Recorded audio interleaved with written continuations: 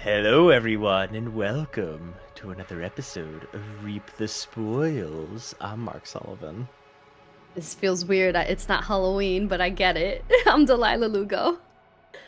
I'm Jason Kwasnicki. Well, I mean, it's not Halloween, but Delilah, what game are we talking about today? Resident Evil 9 Requiem. Did you guys turn on? I mean, I don't want to be presumptuous. I think this was like deluxe edition exclusive, but did you guys get the deluxe edition DLC and Ooh, have? look at me. I'm Mark. I buy the deluxe editions of everything. I mean, it's Resident Evil, man. This was our most anticipated game. But like if you go into the bonus settings, like you can turn on like Resident Evil 2 noises, and even when you go to start the game up, like the voice from the Resident Evil 2 menu comes in and goes Resident Evil, and it's like, oh, I missed that. Nice. No, I didn't get the deluxe Yeah, edition. no, I Oh, didn't get the okay. deluxe edition. Oh, okay. So I'm the only one that balled out here. Got it. Got it. Um, Ooh, I'm Mark. re Reap the Spoils is a semi-monthly spoiler cast, where we will usually play a video game. In this case, we did play a video game. Sometimes we talk about a television show or a film, a cinematic masterpiece, in quotation marks, that has to do with video games. But no, today we played a video game and we're going to talk about that video game. We're going to spoil that video game. We're going to talk about the story. We're going to talk about the gameplay, basically everything surrounding that video game. That video game being Resident Evil Requiem. We're going to talk about it here. So, if you haven't played Resident Evil Requiem, I highly recommend that you pause this episode, you go and play that game, Resident Evil Requiem, and should probably play like I don't know. Can I just Majority of put the in other here? ones. We're gonna be talking about fucking every Resident Evil Like game. yeah, Yeah. like the preceding 11 other mainline entries. I mean, I don't know that we're going to talk about Zero and Code Veronica a ton. No, but Actually, No. no, you know what? I am going to bring up a little bit about those games because I feel like one through eight will all get brought up in some capacity, though. I think even Whether it's Zero and whether it's Code even just Veronica, even if it's I just gameplay, it will be brought up in some capacity. yeah, but basically, like we're gonna talk about the whole series leading up to this in some capacity, but mostly Resident Evil Requiem. So that being said, if you haven't played Resident Evil Requiem, or you're worried about what we might discuss from preceding Resident Evil entries, in particular, like to echo Jason's point, in particular about Seven and Village, and maybe even Six a bit, maybe even five, all of them. I highly recommend you pause, go play, Yeah, four for whatever you feel gameplay like you need to, and then come comparisons. back to this episode. 4 and 2 for gameplay, 7 for gameplay. A lot of story too. Yeah, yeah. Yeah, I we're gonna talk also about the don't whole think series. you should even be playing this game unless you played the other ones because it has too much Yeah. more weight. Yeah. Oh man. Yeah. Oh, I really hope that Jason didn't hate Jason. I really hope you didn't hate this game because I didn't hate it. So yeah. But let me put it to you this way: I have no interest in ever playing it again. Wow. Okay. Damn. Jeez. I just played We'll it get for the into we'll fourth get into the time. reasons. It might, that's not as bad, I think, as it sounds at first when I get into Okay. the details. All right. Spoilers ahead. You guys ready for the info block? Sure, go for it. So, Resident Evil Requiem was directed by Koshi Nakanishi, who was also the director of Resident Evil 7 Biohazard, and Resident Evil Revelations. Didn't realize he directed Revelations until I was looking. Which I feel like even that I could kind of see and feel a little bit in this game. I don't know. Did you guys play Revelations? No, Mm-mm. You didn't get that on your old Nintendo 3DS back in the tender year of 2012? I never had one. I think my brother had one. Oh, I mean, it also got ported to PS3 and PS4 and like, Xbox and PC and all that shit. But like, yeah, it was a 3DS game. Anyway, Nakanishi was the director. There were a lot of other staff that have worked on other Resident Evil games, obviously, but Nakanishi I wanted to bring up because of his tenure at Capcom, the other Resident Evils he's directed. Because I feel like you can feel a lot of that DNA in particular in this game. This game had a roughly 6-year dev cycle. I didn't realize this. The original was conceived as originally it was going to be an open world multiplayer game, and thank This will God play into. that pivoted. I'm glad that you saw that because that plays into a theory that a thesis I have that I'll put it at the top of this once we get to it. Okay, but yeah, luckily the development was rebooted in 2021 to make it a more traditional and, obviously player desired single player Resident Evil game. It was teased during the Capcom showcase in July 2024, but it was revealed officially at Summer Game Fest last year in June 2025. And then yeah, like the marketing cycle was off the chain for the months leading up to February. I feel like almost every month, if not every other month, we were getting a new trailer, new info drop, and eventually I think it was the Game Awards when they did the big reveal that, hey, your boy Leon S. Kennedy is also a dual protagonist in Resident Evil Requiem alongside newcomer Grace Ashcroft. So, yeah, the game eventually released on February 27th, 2026 for the PlayStation 5, Xbox Series X and S, Nintendo Switch 2, and Windows PC. Okay, Yes. you guys ready to talk about Resident Evil Requiem? Yes.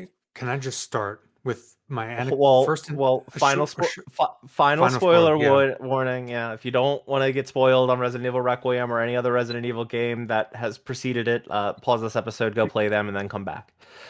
Okay, go ahead, Jason. What do you want to say? so I want to start with an anecdote of Oh, when it came jeez. out. The day it came out, or at least the Friday after it came out, Thursday night, whatever.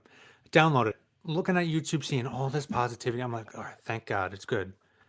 And then started playing it, and I'm Thank like, all God right, it's I'm good. having fun, I'm enjoying it, but it's like not that good.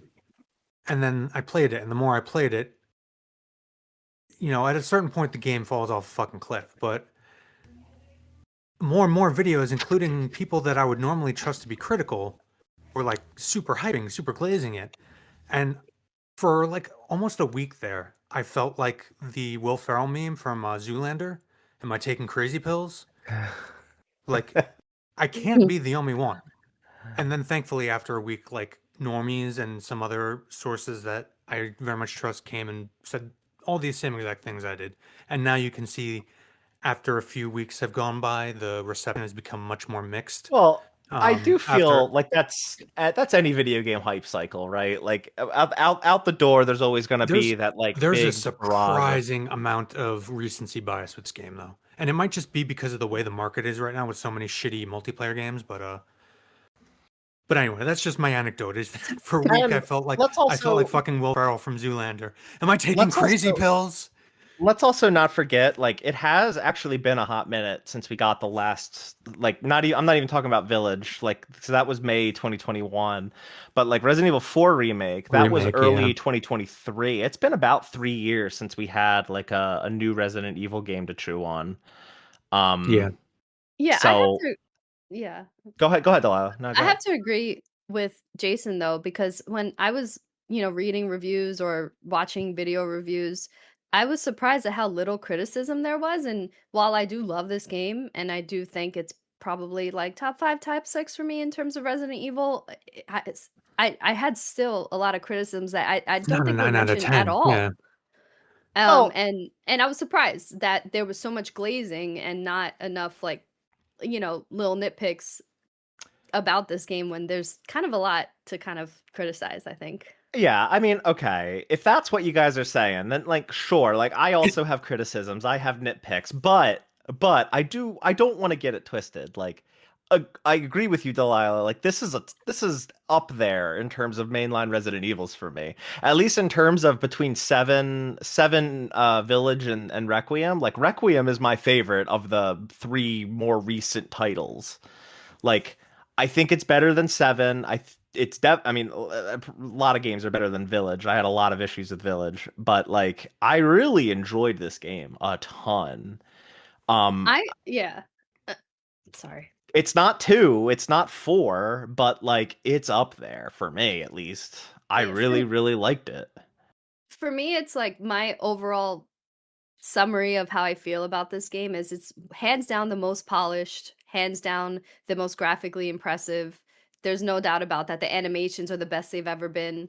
But in terms of identity, especially these games, like and we'll get into it, but like the environments, I just don't feel like the identity of like the Rhodes Hill Care Center, or even, I hate to say it, Raccoon City, felt as substantial as like maybe the Demetres Castle, There or was this, there was no cohesive vision. Yeah, I which And okay, go yeah. ahead. well, I think like the scariest parts of Resident Evil Requiem are not as scary as Resident Evil 7, the Baker section specifically, because that's the only part of that game that I like, which that part of the game to me is better than Resident Evil Requiem, but just that part, right? That's just part of the game. And I think the action parts in Resident Evil 4 are way better than the action parts in this. But I do think that the balance between action and survival horror is the best that it's ever been in the entire series. I think the thing about this game is that it's very intentionally familiar, you know? It's very much like I put in the notes That's an here, understatement. yeah, I Like know, fan but like service the game. it right, it does have a lot of that. And like I think a lot of what it was going for was to take I think this game, and I mean this genuinely, I really do. I think this game takes the best parts of every preceding Resident Evil game, like every single one, including like games like 6, like 0, like Code Veronica, the ones that I don't really like. Most people don't really like, well, at least with 6, no one really likes 6 that much. But like it takes the best parts of all of those games and like tries to incorporate those parts into this game, which I think it does really well. But at the same time, it is a lot of, yeah, seen that, done that. This feels very familiar. Like it's a lot of that Leo meme pointing at the screen like I get that. I know what that is. Or I see what that is. I see what they're going for there. You know, it's a lot of familiar design, a lot of familiar things, but mashed into a product that like executes on all those things better than the things that it's trying to pay homage to. Not in every case, right? Like I'm not saying this I game vehemently executes. I vehemently disagree with that, which is why I opened up with I never want to play this game again, Okay, I mean that's because fine, but like everything this game does is done better in other entries that it's emulating. I'm not saying, well, I think with some things yes, other things not. I don't agree with that. But anyway, I think I Let me oh, go ahead. Sorry. no, go ahead, go ahead. No, because I was just gonna segue real quick into that thesis I mentioned as No, to let's why go that ahead. is. Go for it. So the reason why I'm glad you mentioned the long dev cycle and the canceled dev cycle, and it was rumored and then confirmed that there was going to be an open world, potentially live service Resident Evil game. It's very clear that the remnants of that are the Raccoon City sections, because it's a mixture of how bland and boring that entire section is. But we'll get to it. My thesis of this game is that it's actually the product of a third dev cycle after that first failed cycle and a second failed cycle that sought to emulate 7. And then they mashed all the assets together into a visionless mess that is what we got, because Capcom wanted the game out on a deadline and they didn't have the time to go through it comprehensively as they did in games past.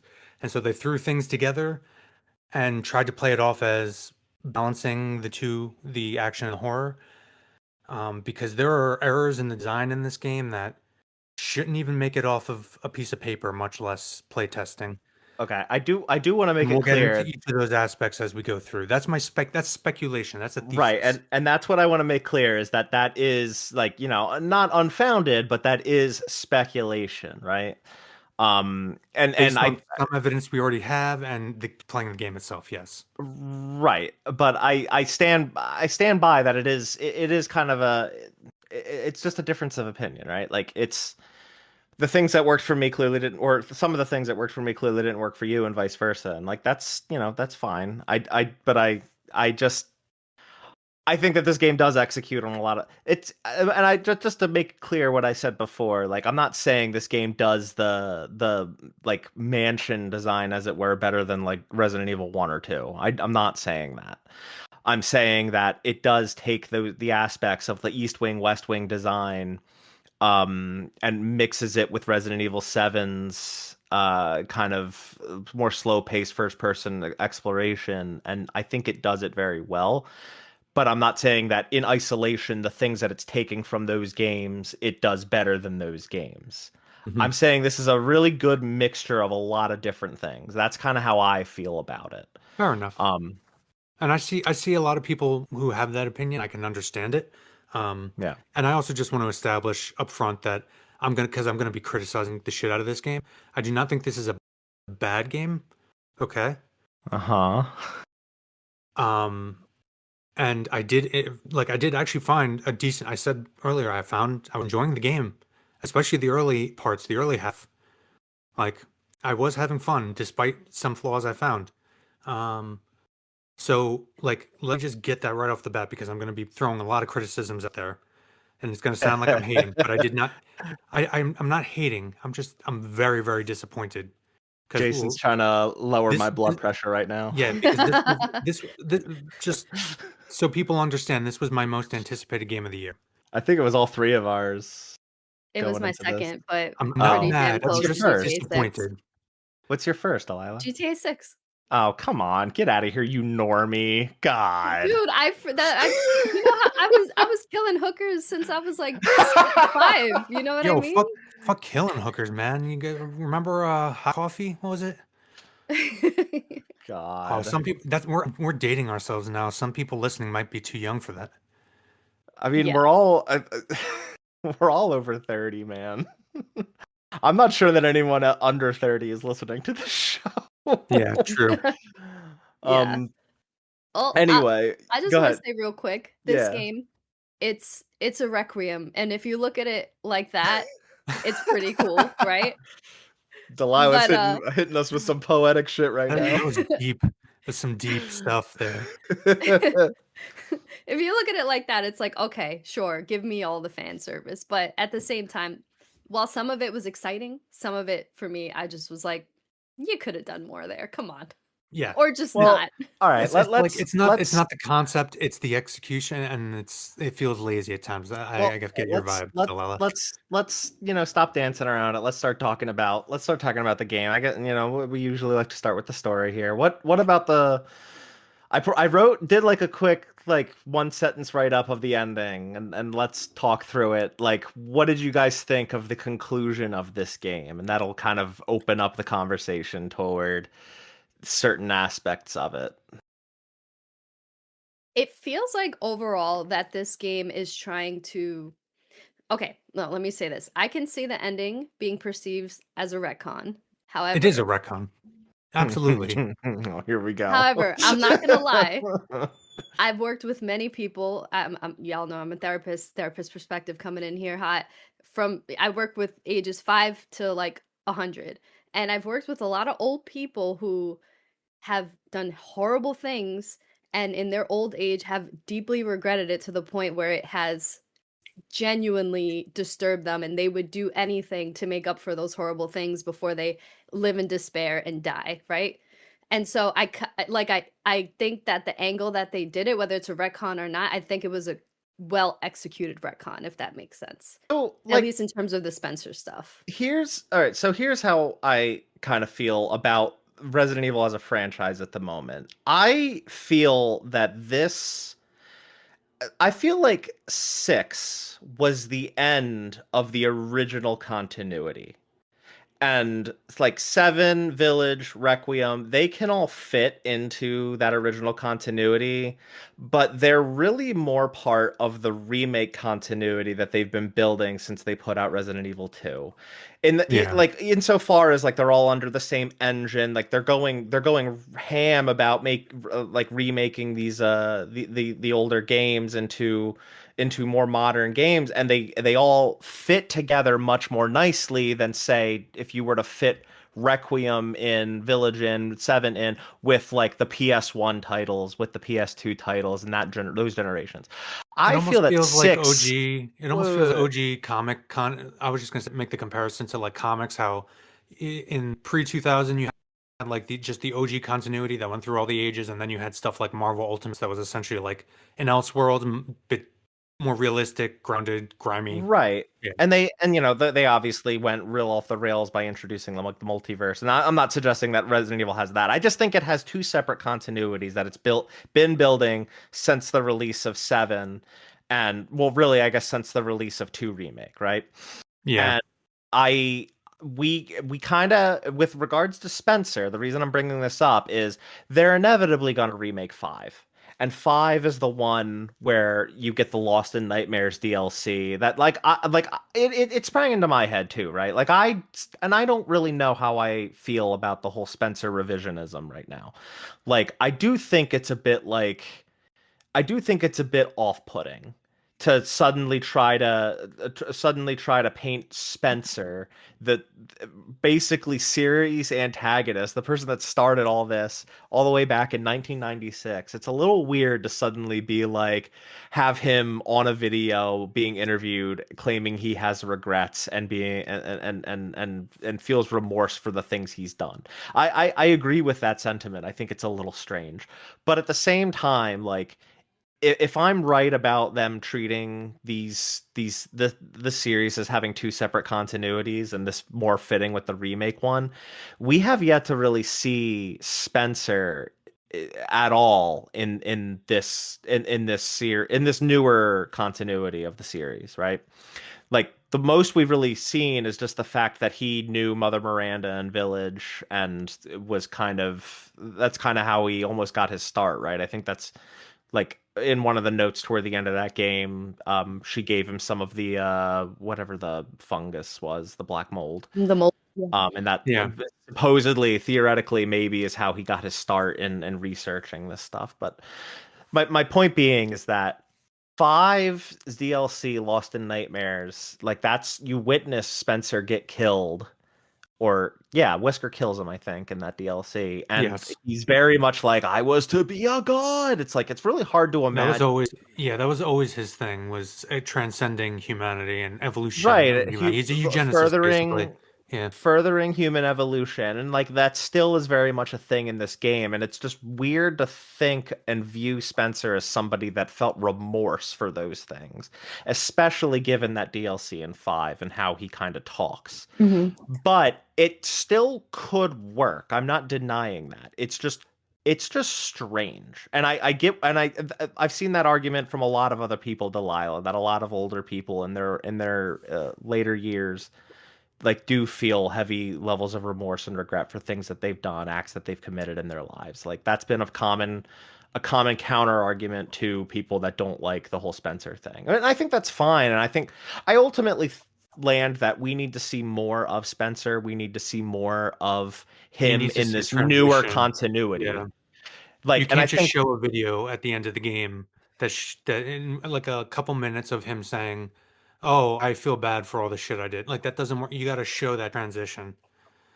It would be like yeah, making a video game where like you see a couple minute clips of Hitler in his bunker saying, "You know, I feel really bad for all that shit," before he dies. Like I mean, that's a little I'm being hyperbolic, but you understand what I'm saying. yeah.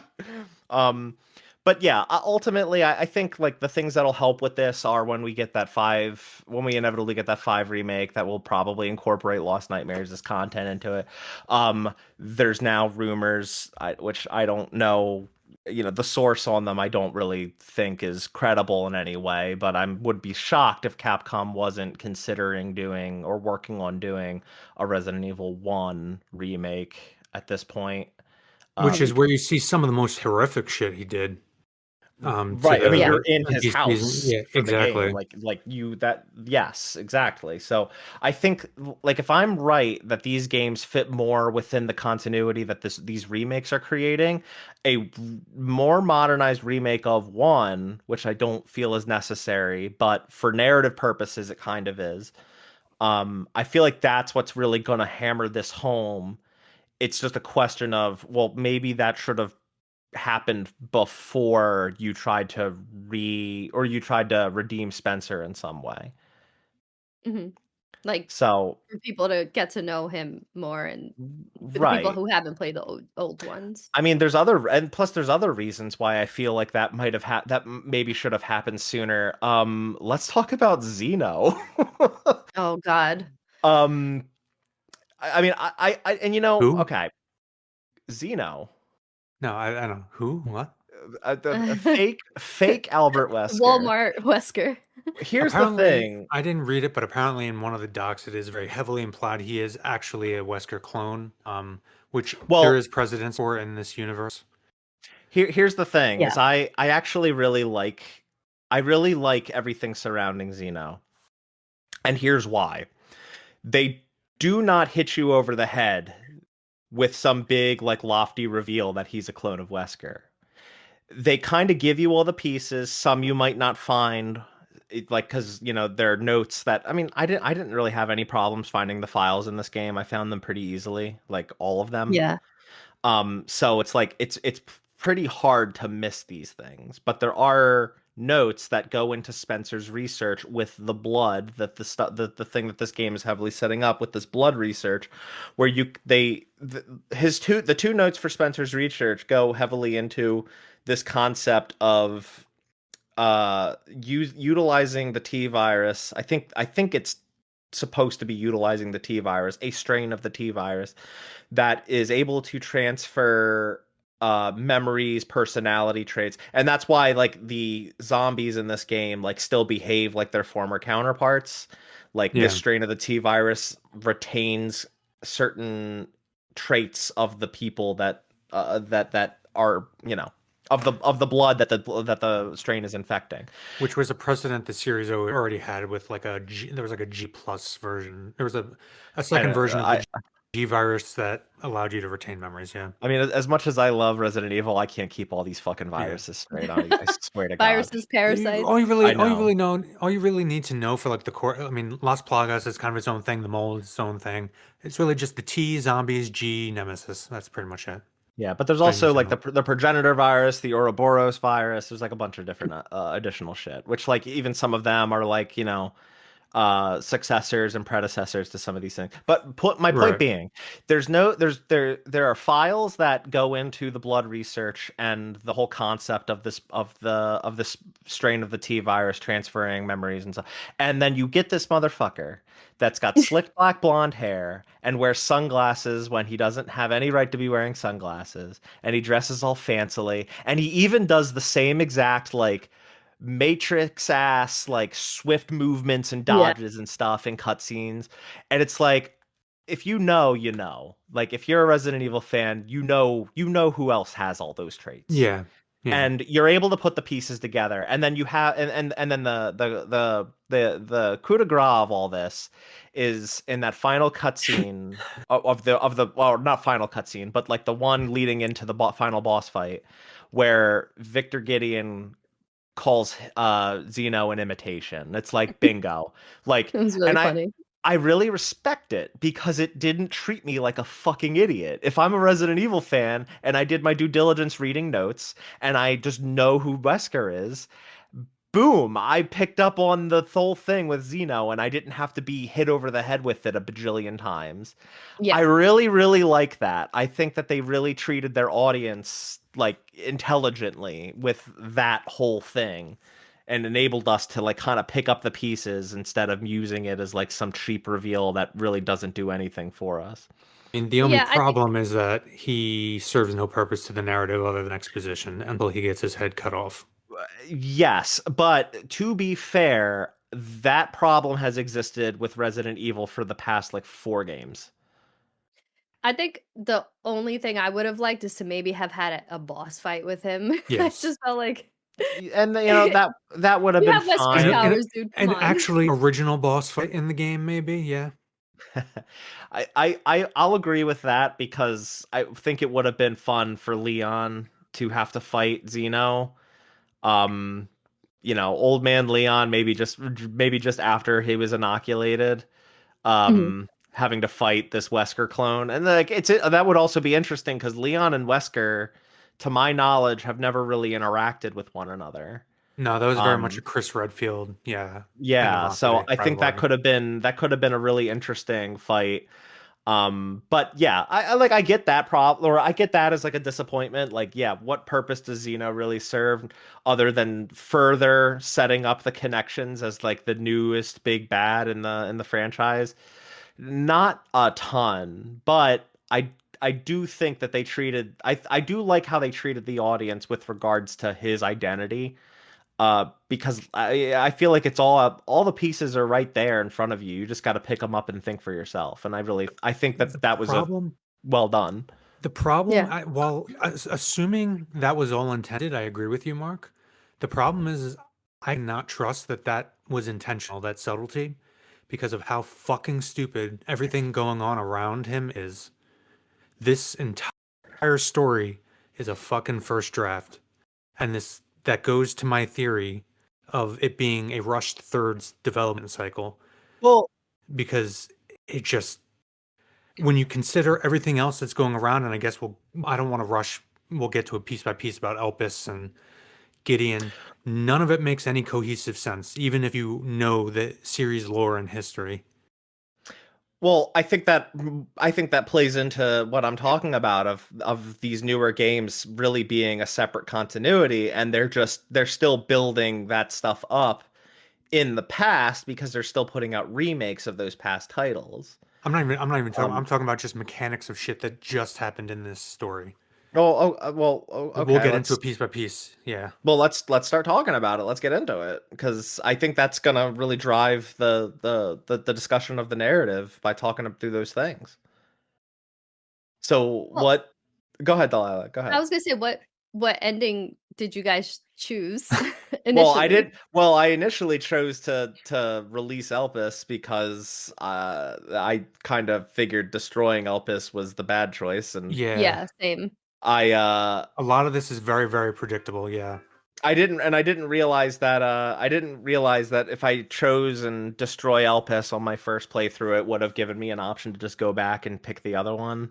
Right. Um, I kind of wish I had done that, but I didn't know. I went with my gut, and my gut was to release Elpis. And yeah, surprise, Elpis, the password being hope, Grace sussing that out, and it's actually a cure.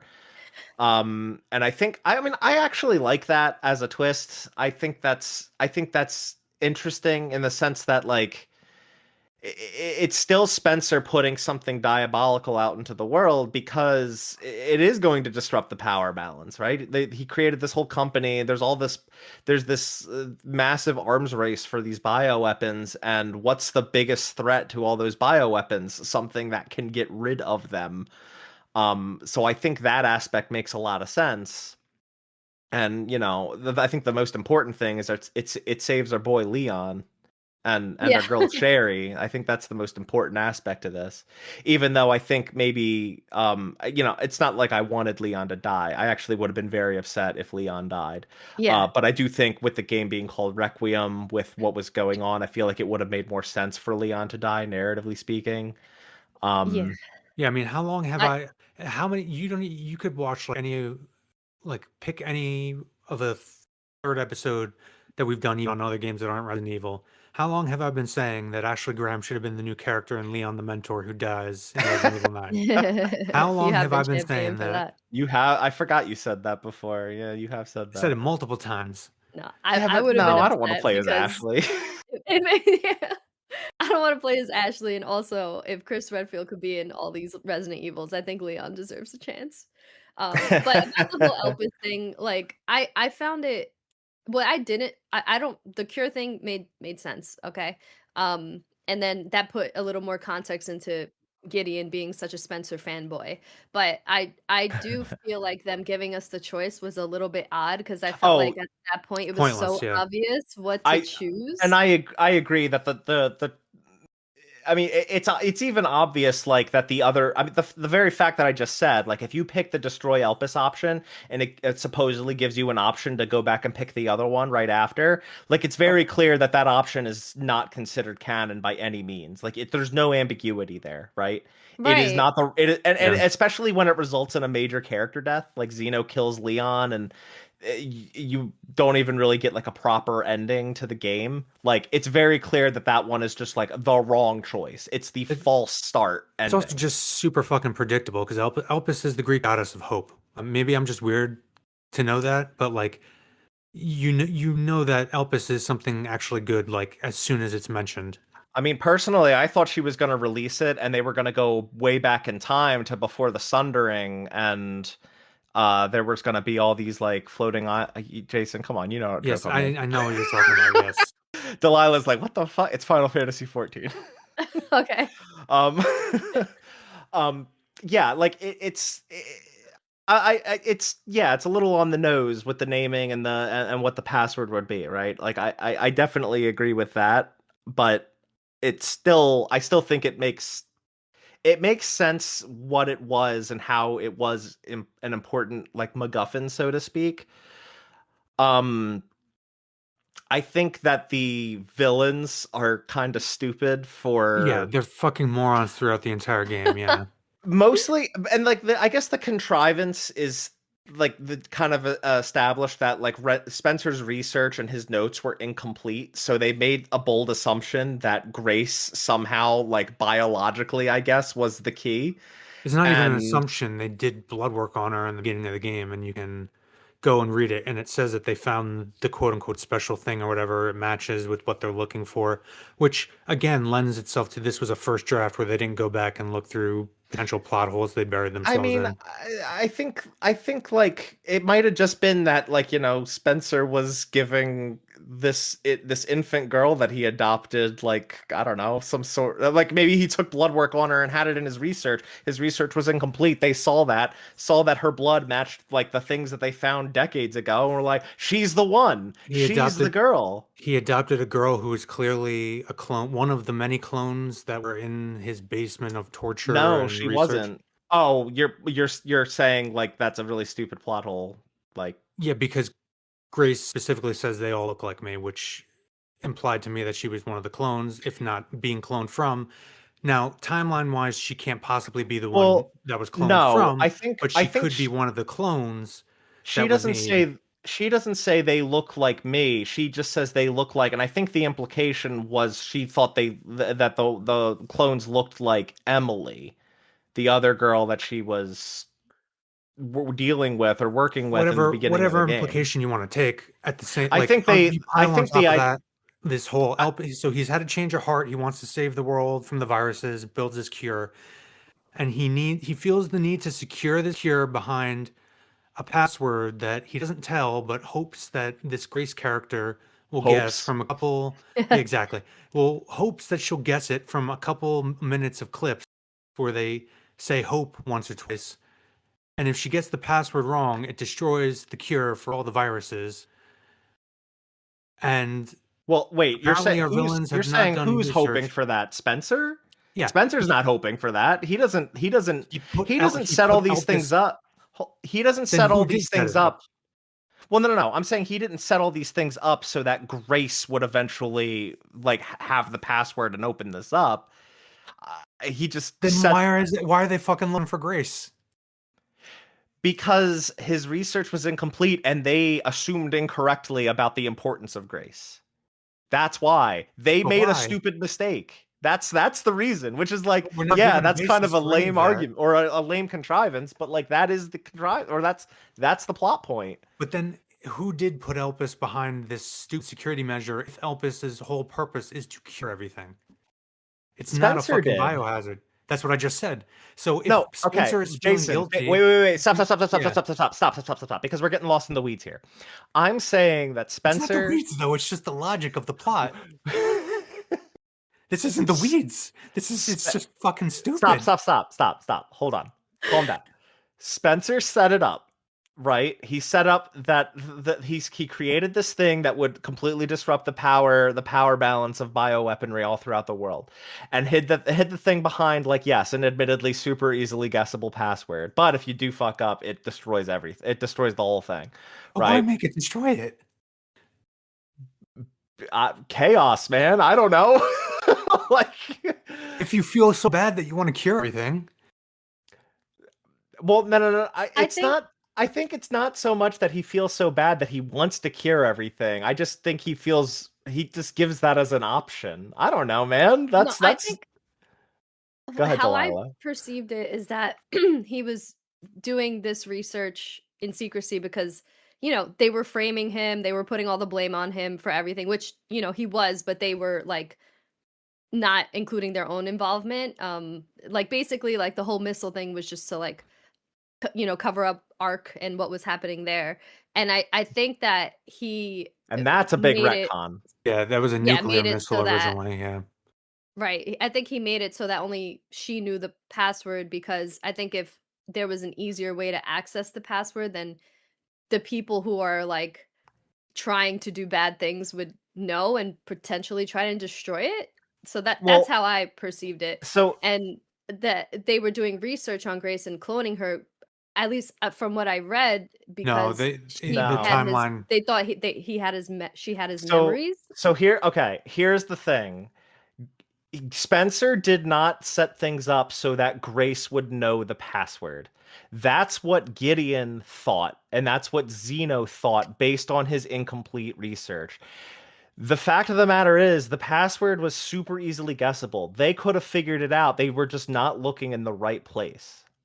Now, Grace is not a clone, and she's also not the original that all those cloned girls were being made from. Again, that's just an assumption they made, but like the timeline immediately doesn't make sense because the flashback where you play as Yes, the girl Chloe is 1990, and there's no way Grace is in her what? She'd have to be in 40s. her 30s at the time She would this have game takes place. well, if you take Well, into I guess account the age of the 40. girl, yeah, 40s. Yes, yeah, you're right. Like If she's the late original, 30s, basically, if is the she's the youngest she could original, be. If if she's she's the the original, original, which like there's no way she's that old, especially because she could be a clone though, and I think that was the original intent of the writing. but Again, first draft. it's not the reality. It's 100% not the reality. She's not a clone. She is just a girl. And I think the red herring was making the young girls kind of look similar to maybe how a young Grace might look, but Which is the silver hair, yeah. it's a red herring. She has nothing to do with those clones, that research, nothing. From what I can tell, she is just a girl, and I But really actually like that twist. well, I don't think that was the original intent though, and they never went back and fixed it. And this is why I keep saying it's a first draft. As somebody who has written a fictional first draft and reviewed my own work, things that you think are really cool or clever at first are really fucking stupid. And that's why you always review and edit and at least do a second draft. Well, I mean, what about that? What about that is stupid to you? I think it's No, because fine. there's so much shit throughout the first half of the games. For instance, her getting bit and it just never coming up. Okay, but if you get attacked, if in them Resident Evil doing 2, how many times did Leon get bit by a zombie because you were a bad hold on. player or something? Like But he's fine. that's not canonical though. Or as I mentioned already, the blood work test that Gideon runs on her after they capture her and bring her to the care center, which talks about yes, she has all these signs. And there are notes that further expound upon this about her potentially, essentially being Ellie, being like an immune to all these viruses.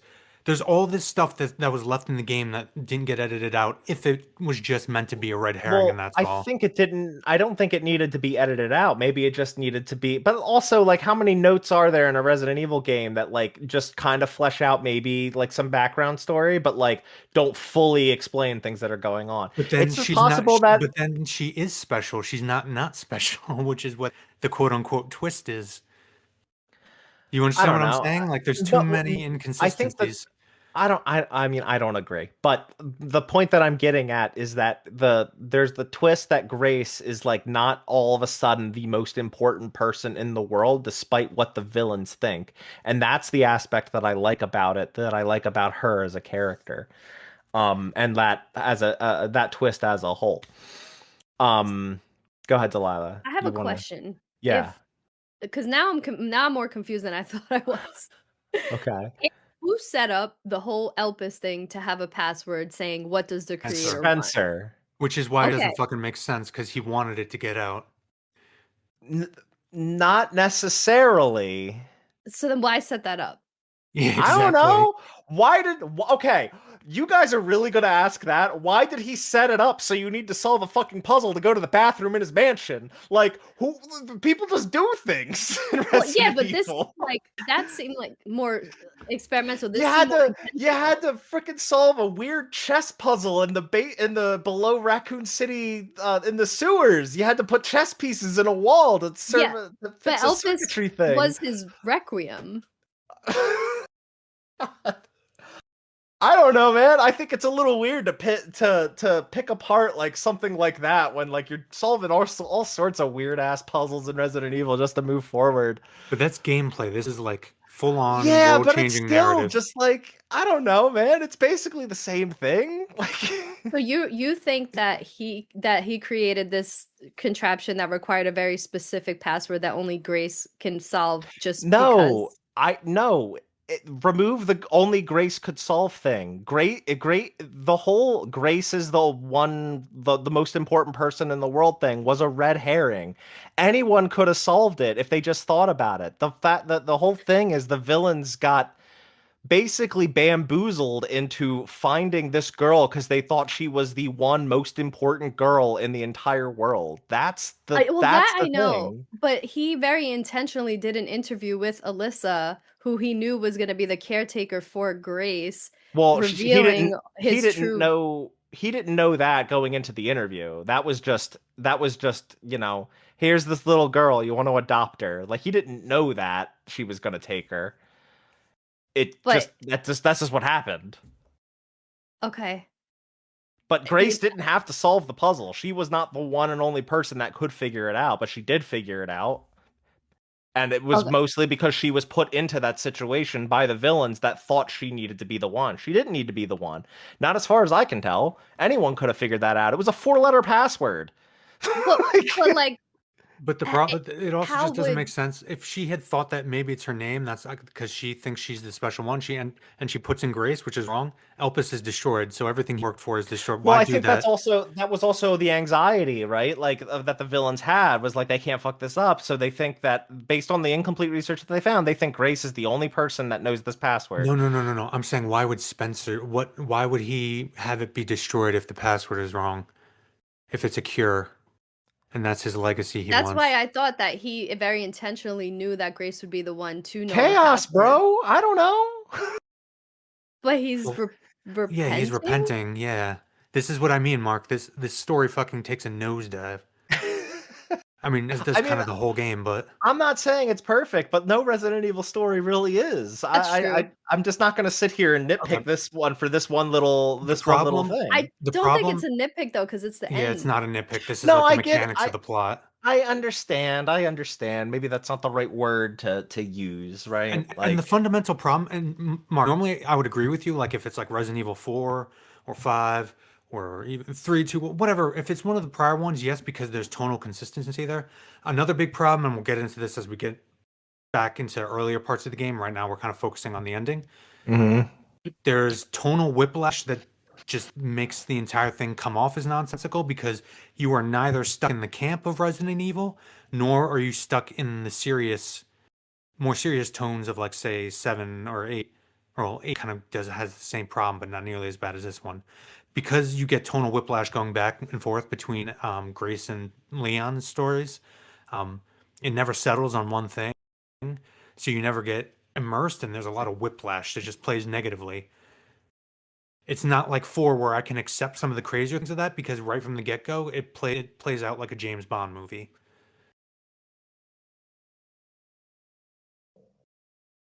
Okay. In Same with Mark's face. 5. I mean, I I don't can know I that can I I agree with can all I this can tonal I whiplash you're can talking about, but I can accept boulder punching in Resident Evil 5 more than this shit because the tone of, I'm not even joking, the tone of 5 is consistent. There's no consistent tone in this game because there's no consistent vision because it's multiple projects that were failed that got smushed together all right, on all right, all right, all a right, all right. deadline. What else do we want to break down from this ending? I mean, Leon lives, hooray! He got inoculized. He was saved by Chris's unit. So the Hound Wolf Squad is back, baby, Just at the right time, yeah. just at the right time. I mean, we don't know when that cut to black happened, like how much time had passed, but you could maybe presume that maybe it was pretty much immediately after. Um, Yeah. yeah, Emily Uh, just not okay, having all right, died. let's talk about Emily. This is one thing that I do agree is pretty fucking stupid. Like I'm not really gonna argue with this one.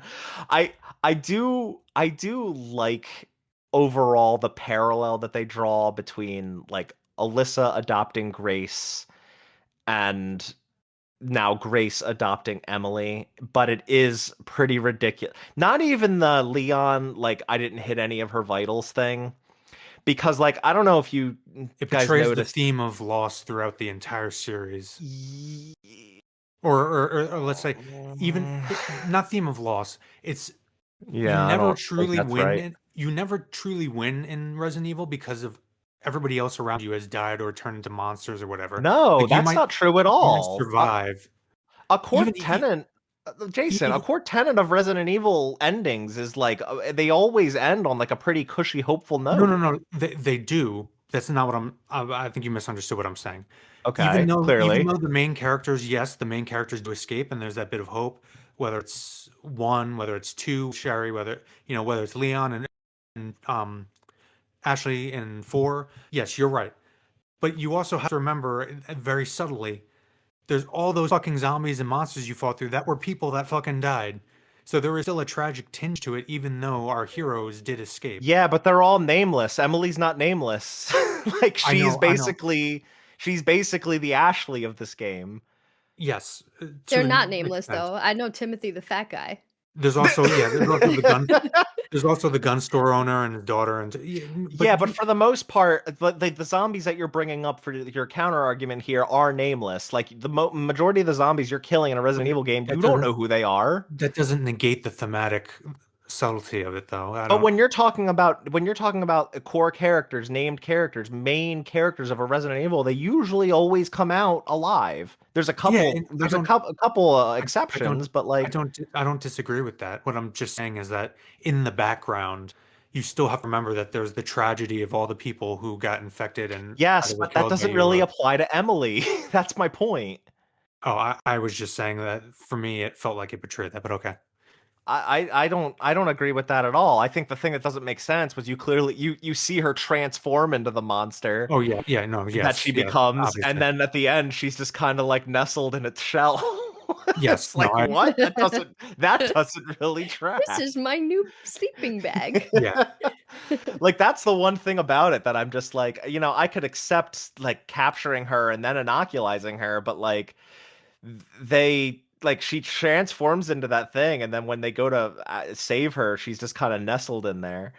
And the whole thing with Leon not shooting her vitals, like I didn't notice this when I did it obviously, but like on repeat playthroughs I did notice, like if you try to shoot like because she's got that like outside exposed heart, Yeah. if you try to shoot that, Leon does jerk away when after you press the fire Yeah, button. it's very Like swayy in that I mean, it's moment. he you can not shoot and it will make him shoot automatically. Yeah, but he won't, like he actually actively will not shoot a vital if you're aiming right, at it. Like the camera will jerk to a different part of the right. body.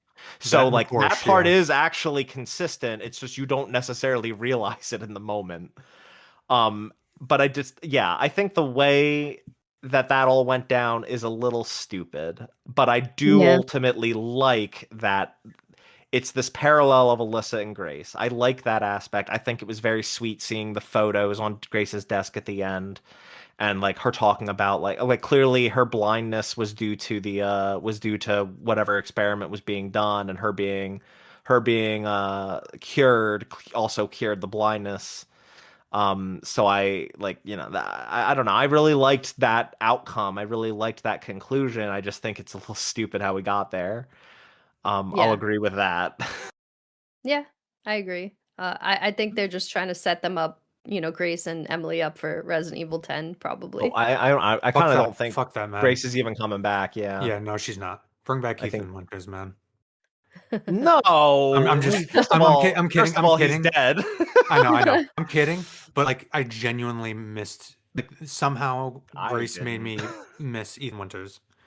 I didn't know. I Wow. liked Grace a lot more than Yeah, Ethan. that one I disagree I with mean, Oh, too. I thought I've Grace never was great. hated Ethan, but I've never loved Ethan, and I really liked no, no, Grace. no. I love Ethan more than Grace precisely for that reason. We'll get into it, but Well, I think the one okay, I think the one thing about Grace's character that doesn't make sense is she is this supposedly very good FBI analyst, but they never really set up that she is a good analyst. Like, there's never really any buildup of her analysis skills.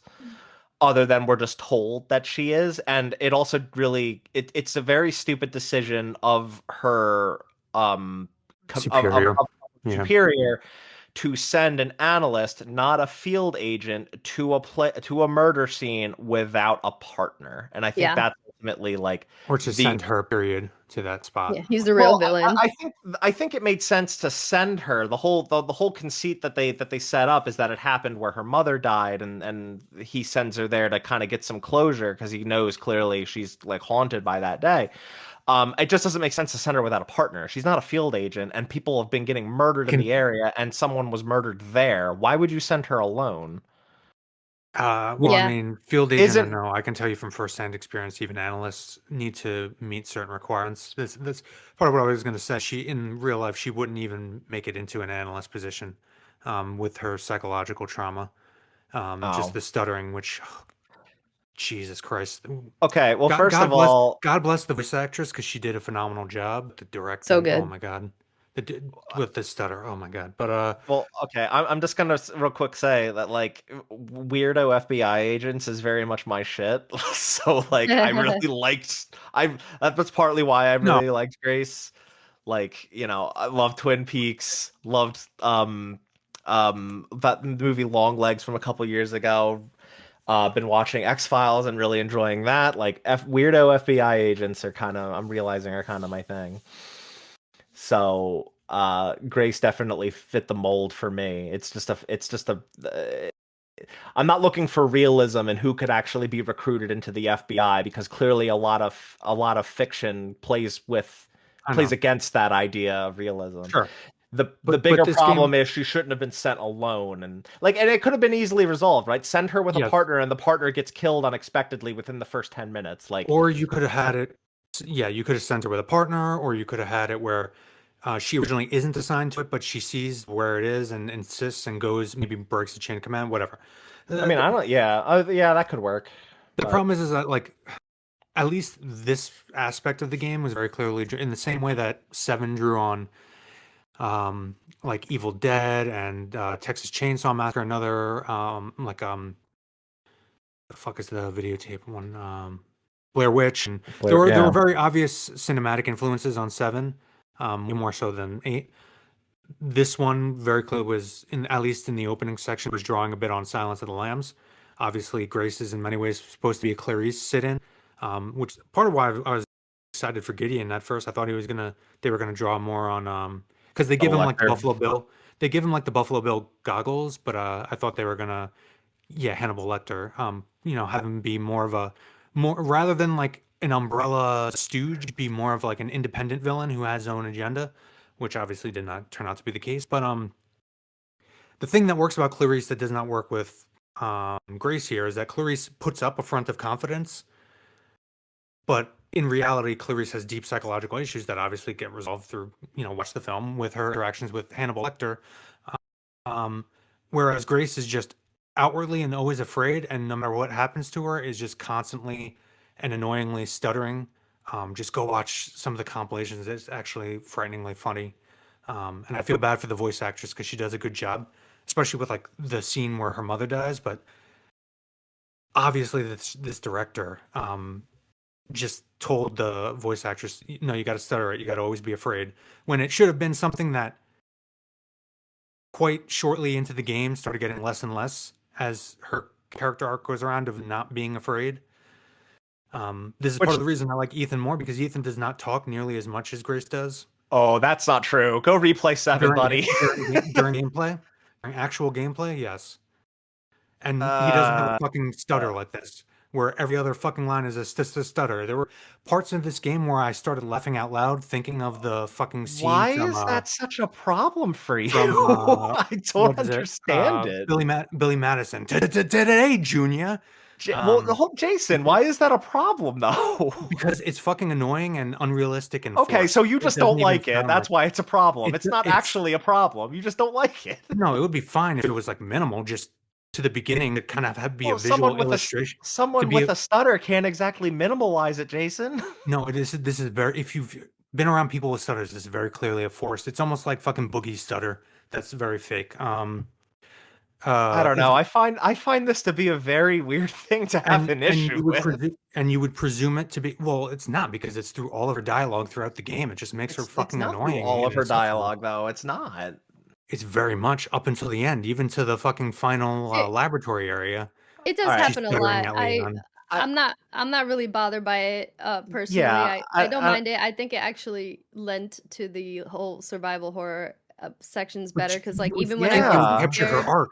You think it would even get less and less to capture her arc of well, I mean, growing we don't strong know, and like, because stuttering is caused from like a variety of things, yeah, like no, I genetics. It could be a understand, I brain understand. injury. You know, maybe she like fell on her head It's like Goku when implied she was here a that it's a baby. She psychological she byproduct of seeing her mother die, the Yeah, trauma of she that. has a ton of trauma. It's like I think it's a perfectly reasonable trait for her to have. I think at the end of the day, you just don't like it, and that's okay, Jason. But I don't think we have to spend 5 more minutes talking about it. That's like It's this also major issue. she's also just a stupid character. She just does stupid things throughout the entire game. That's just Well, I think one the defining and very obvious thing about her that not just me, a lot of people fucking found annoying. Well, I think go okay. So yeah, can we get back to like a more reasonable problem to discuss here? I do think like going into the thing that I talked about where I feel like they don't really build her as an expert analyst up very well is that like Katie and I sussed out that Braille puzzle without a Yes. problem. No, yeah, that Like was there purely to get Emily into that scenario. exactly, which is like more of a gameplay design or a level design thing than a Grace thing, but it does make Grace seem like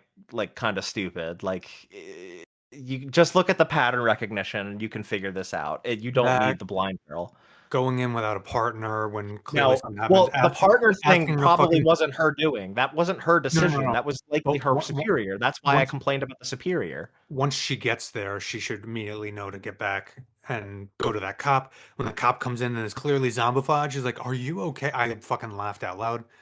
Um, But that's just That's the camp that you're complaining isn't there. It is there. but at this point, we're in a world where, as you said earlier, biological weapons are the nuclear weapons of this world. Everybody knows about them.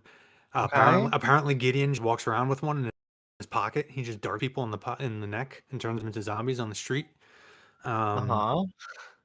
I mean, this is just the world of Resident Evil at this point in Yeah, the okay, it's the timeline. world of Resident Evil, and that camp is there. It's just a little different in 2026. I don't understand the problem. But you open with like this serious tone, like movie game thing, where it's in the FBI office is very serious. Chris, you must confront your trauma sometime or another, and then we get a super serious walking section, I don't think it's like a and super. and I don't think it's a super serious as you're making it out to be. and the player is not able to actually engage with any mechanics. They got to walk down the street because it's a super serious walking game now, Well, and then yeah, let's play I the didn't actual love the game for like an walkie-talkie hour. sections.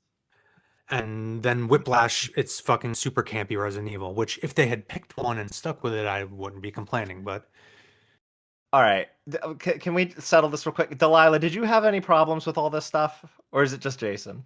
No, I loved Grace. I thought she was fine. I thought the stuttering was fine. It did happen a lot, but for me, it made sense. It made me more scared. I'd go into a fight not scared, and then she would make me scared. So I thought it was effective from a gameplay perspective.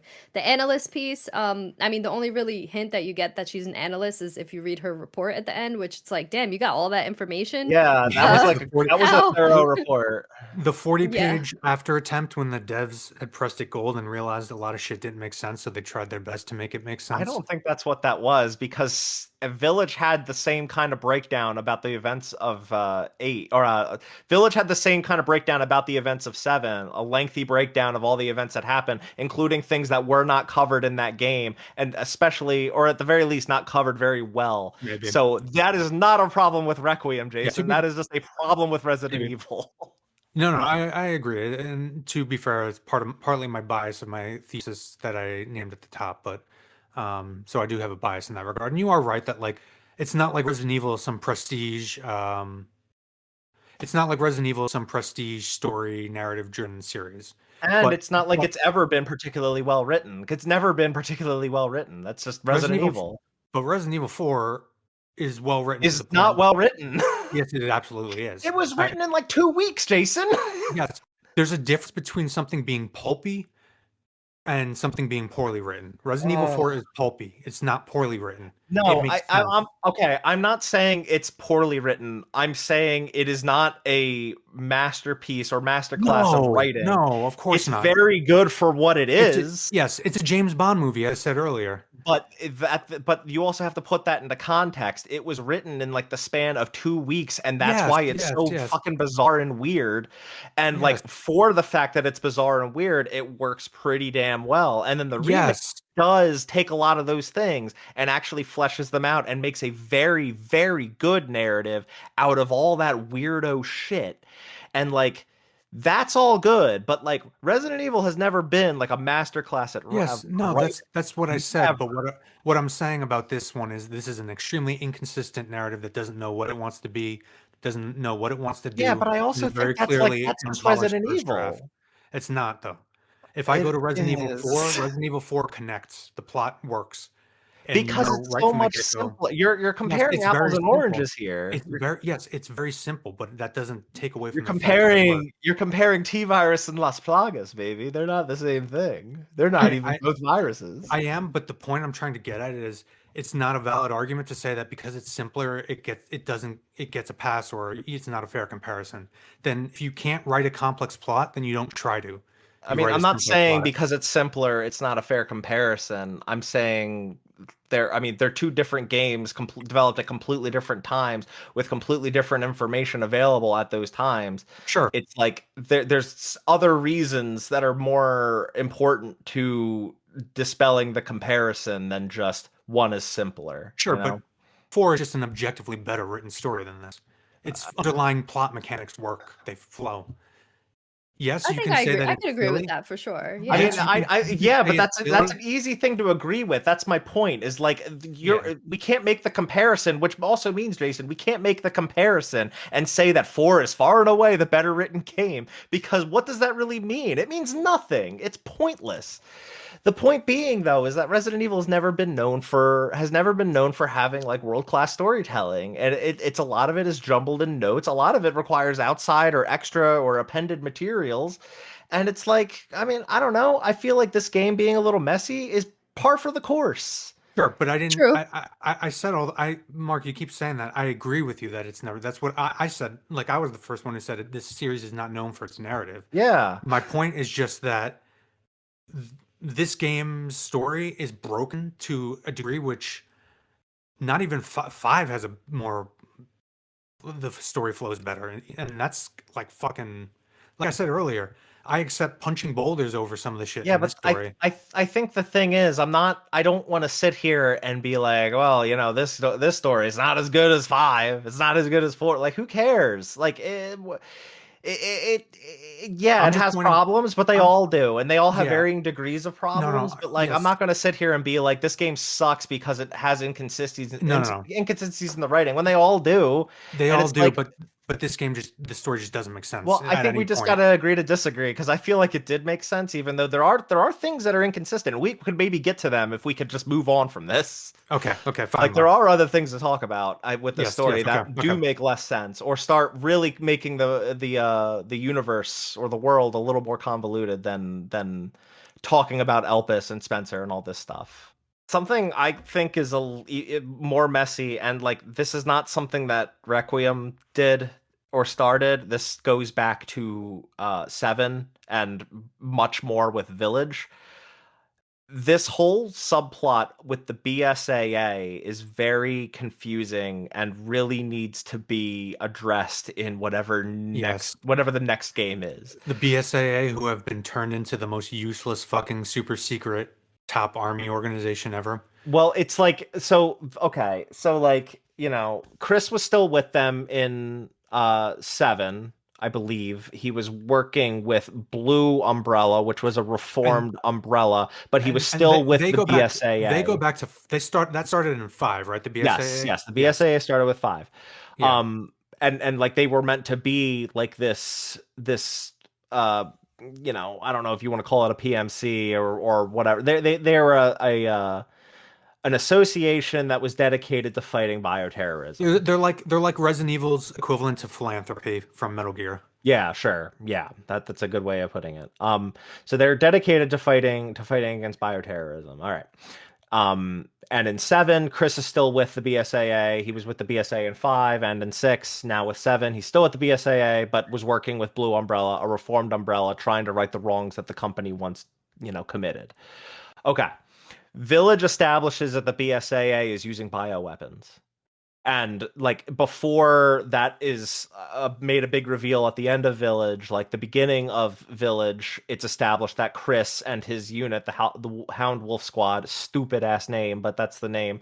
Um, they used to be a BSAA unit, but they went rogue because Chris didn't agree with like shit that the BSAA was doing, and like they've been setting up since 7 the connections, and the connections are seemingly this very secretive criminal organization that seemingly has some large amount of control over the U.S. government. They're the They're ones the who, Patriots. yeah, they're and like this game kind of retcons that the connections actually pressured the U.S. government to destroy Raccoon City, and it wasn't just to contain the outbreak. It was more so to protect Ark, so that they could get Elpis. It's like really going back and change or not even necessarily change. I mean, it is changing, but it's attempting to recontextualize within this new canon. That's why I bring up the whole new canon thing. That's kind of how I feel about it. But the point that I'm getting at is with particular to the BSAA. The BSAA apparently using bioweapons as a village, the things that they're supposedly fighting against. And this game really starts to further this idea that the BSAA is also being, or at least the North American branch, which I guess would make sense the if the connections have control over the US government, that the BSAA North America are really working for the connections.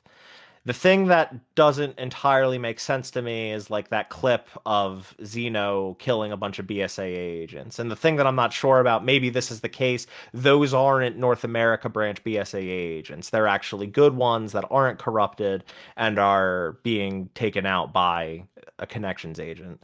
I think the Um, implication is that everybody's just fucking fighting over that lab for the bioweapons in it. Yeah, it's just it doesn't really drive with me that if the BSAA, if specifically North America BSAA are under the control of the connections, why would a connections official kill a bunch of them like on video, you know? It's just like maybe they weren't North American agents. I didn't get a close enough look at their patch on their uniforms to really suss that out. Um it's just like this whole thing with the BSAA. It's like it's been like 3 games of setup and that hasn't really fully paid off yet. Yeah. And I mean, it gives me some reservations about where the next game is going to be focused on, and we'll talk about that for the final question. But yeah, I think the BSAA is like the real thing that is just like you guys and the connection specifically, like enough setup, you guys have to really this game admittedly got the closest to really establishing like more about the connections rather than just having some notes, right? Mm. Like we actually had a dude that is a member of that group in the game, like as a primary villain. But Yeah. enough setup, you guys got to start doing something with this group. Like there's supposedly this new and I have a feeling that that's why they're remaking a lot of these older games, and they're gonna probably remake 1, 0, Code Veronica, so they can start fleshing out the connections in the past and Spencer again as well. And also introduce the newer fans to Wesker, because the only time we've seen Wesker in these newer games, and I mean like actual Wesker, was like the post credit scene in Resident Evil 4 remake. Yeah. Yeah. Like no new fan really knows who he is unless they've gone back and played older games. I mean, no new fan. I've been listening to some podcast reviews of people who are new to the franchise playing this, and yeah, none of them fucking got any of this shit. Oh wow. Yeah, Um, I agree. That's how The you know BSAA. we at Reap the Spoils are the real fans, man. I'm here well, bringing up the deep lore. not even. I'm a pretty like even though Resident Evil is like one of my top 3 Holy Trinity series with Final Fantasy and Metal Gear, I consider myself a casual fan. I've only played the mainline games. I never played Revelations or any of that. Yeah. Um, but my opinion on, because you talked about the BSA and the connections, all these things to me are like very lazy, like just secret organizations that are even bigger than the organizations that existed before. It comes off like Guns of the Metal Gear Solid 4 Guns of the Patriots, except they're not actually closing off the story loops, they're beginning new ones. Yeah. Whereas, in my opinion, they should have been ending Umbrella, ending the characters that we knew, and setting up new Well, ones and a new threat. But they keep playing with new threats, but then just tying them back into a larger organization that is essentially just Umbrella 2.0, just bigger. Right. That I that mean, is how it It's feels. just It power does. creep, it It feels feels like like. they're trying to like finally put Umbrella behind us and focus on the connections and bring in all these other like sub, agencies or whatever you want to call them into the connections. And I do agree with Mark that the remakes are going to like somehow make that more apparent than they had been in the old games. I But think I it's a do large agree it's reason as to very why they're making them, besides right. money. Yeah, besides mine, I was about to say, like, no, it's because they already got the game. They just Yeah. gotta, yeah, jigger it and, like yeah. like yeah, because and that's why I bring up this new canon, right? Because if they want to establish this even bigger bad that's been looming in the shadows, they need to kind of remake those older games so they can recontextualize them under this new, get ready for it, umbrella. Delilah, I Not the didn't, blue one though. not the blue one. I didn't mean to cut you off. No, Continue I your was just thought, gonna say, Delilah. and then I agree with Jason because, they brought in Blue Umbrella in 7, and I feel like that went nowhere. Like it's almost as if it was there just to just confuse people and cause conversation, but then they're like not really doing anything with it. So it's It's the just like kind Dragon of Ball problem. frustrating. Yeah, it's It's just like after, frustrating to like yeah, keep and bringing up something that people theorize on, and then now they're all under this umbrella of the connections. Yeah. there's a reason that like most Dragon Ball fans like fell off after the Cell Saga, because at that point, like, how much more powerful can you get before it's just like it doesn't really matter. And that's kind of how I feel about connections and BSA and all this bullshit. They really should have just. One of the things that made Seven so exciting when it first came out was that, I mean, obviously, by the time you get to the end of the game, you find out some of the connections that Mark is talking about. But when you're going into the game, the scales are much smaller. It feels like a much more contained story, or it did at least going into Seven. That was what was so exciting about that. It felt like it was going to be a reboot, something new, something fresh. And the connections, BSSA, all this shit just feels I like mean, expansions that are just rehashing the same things over and over at a super secret but yet grander scale. and to be fair, like I think that is definitely a problem that started with 7 and the end of 7. And you and Yes, I and agree. and you know what that problem is? Like the real core of that problem is a man rappelling down from a helicopter looking at Ethan and saying, "I'm Redfield."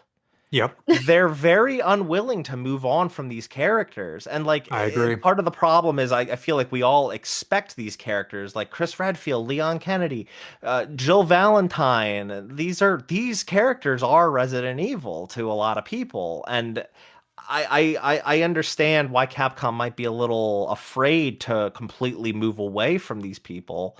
Um, and I think it's another thing that like we'll really talk about with the final question.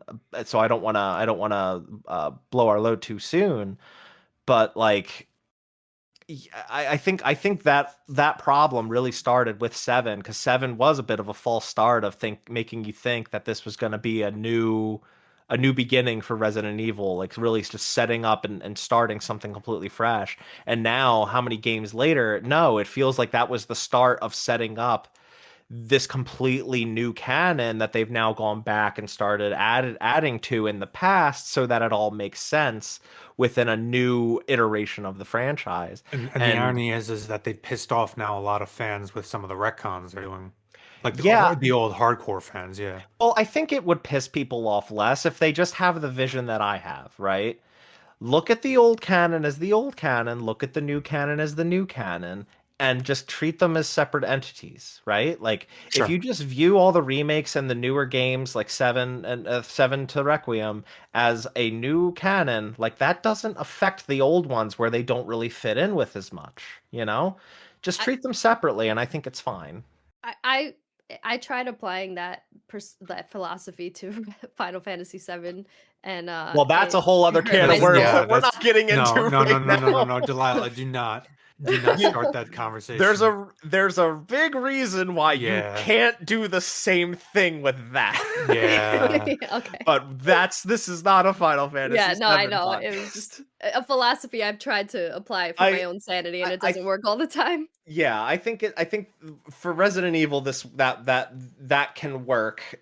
Final Fantasy The VII it comic, can't, and I we're think not the gonna comic book talk. analogy works really well because it's like some comic from like the 80s or early 90s from X-Men doesn't necessarily share a continuity. At some point, that universe was destroyed and another one came up, like Mark said, the multiverses and all that shit. There was Right. some multiverse changing event at some point that separated canons. Yeah, I mean, not to mention, well, like, we're also kind of missing a really key piece of the puzzle is that we did get Resident Evil Reverse. So it's like not like the Resident Evil games don't have a multiverse thing going on. Like, God, I forgot about that. I'm joking. I'm joking. So okay, and like just so we can put a pin or not a pin, a bow on the connections and kind of tie up like our discussion about them and for this game, like the big stinger at the end of the credits is the connections agents going in and seemingly retrieving more samples from Ark before they could, and then they eliminated all the BSAA that were Yeah. like standing guard there or whatever. So like the connections has, I don't know if we can assume that the samples they got were samples of Elpis or if the samples they got were just other things that were in Ark. Um, Yeah, but because basically Ark was just a storage facility for every fucking monster from the series to sell Yeah, on the black yeah, and market. I did like those files that were me too. like basically like shopping catalogs for bioweapons. Yeah. Yeah. It was Yeah. very grim capitalistic and man, they charge a hefty price for even Yeah. a liquor. Yeah, but the Nemesis was cheap. Yeah, Because he's well, I mean, he unreliable, they sucks. said. Yeah. He's got hard boundaries as we saw in RA3 remake. Yeah. But no, I too I really liked those files. If it hadn't been for the fact that I was pissed about how those things were actually utilized in the game, I would have liked them more, but we'll talk about Here's that a in gameplay. So surrounding that immediate area of the game, do you guys think that guard that Leon fought, like the hatchet fight, I've seen some speculation about this. Do you think that It's was Hunk. Hunk? It's Hunk. Yes. Yeah, okay. You think it's Hunk? No, it is Hunk. Well, it's not ever actually confirmed, but I do subscribe. I initially was skeptical, but I actually do subscribe to the theory that definitely was Hunk. I subscribe to the theory too because when you go back to the body's Yeah, not there anymore. the body's not there, and Also, the mortal edge and the banter that they had. But the boss fight was called Commander, so I'm like, oh, did they clone Hunk too? Like, what are we doing here? well, I mean, I don't know that we ever got explicit confirmation about like Hunk's fate back in the day, so like it could just be him somehow, or it could Well, be a I mean, clone of him. Yeah, originally he was it just the can't be a fourth clone. survivor, right? That's how it started with him being the fourth survivor in 2, and it was Yeah. basically like a cheat code version of the like you unlocked it, and it was like a cheat code version of the game where you're super strong and can get through it easy. Yeah, he was only ever in like the arcadey moments. Yeah, it's like it's an arcade thing that you unlock. I think just from beating 2, right? Like, yeah, Yeah, because he's the fourth survivor, so it's yeah. Claire, Leon, and Sherry, and then him. Yeah, yeah. Apparently, Ada died, so Ada's just dead. She didn't survive, right? right. I'm kidding. I'm joking. I mean, at the time, they probably thought that, and then they decided. I mean, to bring her I back, mostly well, I also just I don't view Ada necessarily as a survivor. She's not really the same as Leon, Claire, and Yeah. Sherry in the sense that she wasn't in Raccoon City, and I don't know that she was in Raccoon City during the initial outbreak, and she wasn't fighting for survival like the three of them were. She was Right. there for other reasons. Yeah, I just realized he can't be a clone because he was also infected, like Leon and Sherry. Yeah, he would have that. Oh, yeah, okay. That's Yeah. I guess another clones major can element. be infected because Yeah. Xeno was, but I don't know. Well, he was. I think he was intentionally. Like he was infected because again, Yes, my thought is that he was given Wesker's blood, which already had all sorts of, Yeah. like yeah, T virus and chlamydia and whatever else Wesker had. So like Xeno just has that because he's got Wesker's blood in him, yeah. and a lot Hunk of those Hunk would things. be infected theoretically based on what we're told in this game with this Raccoon City Raccoon City survivor syndrome. syndrome, Yeah. which again is another thing that raises way more questions than ever get answered because we only see Leon and Sherry with it, but the implication based on what we're told, Jill would have it, Claire Well, would have yeah. it. Yeah. So many people would have it that are just absent from this game. So Why is that a problem? Okay, so they have it, but they're not part of the story. Why does that matter? because this is in theory supposed to be wrapping up, it feels like the series up to this point. I don't agree with that. No, it ends on a No, deliberate no, no, cliffhanger to no, no. continue the series. What I mean is it's supposed to kind of bind everything together. It's called Requiem. The game is pulling kind of a greatest hits as it goes along from every single game, as you talked about earlier Yeah, with but gameplay. So it would make sense to at least have a mention of Claire or Jill or any of these other I don't characters that in see theory that's would be just been as affected. that's been, yes, that's been a really common like complaint for a lot of people, like why was Claire and Jill not even mentioned? It's like they're just not part of the story, and like that's fine. Like who cares? Yeah, they're probably infected too. Yeah, after Elpis was recovered, they were probably sent an immunization so that they could be cured. Like they don't have to beat us over the head with that. I Like who mean, cares? the more important part is that, or the thing that irritates me is that it's just a really lazy plot device that isn't well thought out. You could have done a number of other things to get But Leon and why? Sherry Why is it because lazy? Why is it not well thought out? because Why? they didn't think out all the other characters that would be affected by it. Why? How do you know that they didn't? Like, Because they didn't account for them in the story. It's just why objectively did they poor have to storytelling. be? This isn't fucking Because Avengers, Resident Evil. Like, you don't have to have they're everyone is selling it as here. it. No, they aren't. The entire game is just member berries. Yeah, but Jason, they went with Leon as the primary like old character. Yeah, yeah, yeah. Just Yes, I because get. just because there's other Raccoon City survivors doesn't mean that they have to bring everyone back for one last hurrah into the No, city. I agree with you. That's why I just said. Okay. That's why I said the whole Raccoon City syndrome explanation is lazy because it doesn't think that out. Whereas you could just make it any fucking disease that Sherry and Leon I could have don't gotten think on that's the something, case. I so think you that have a it's just very isolated to them. Is the point I'm making?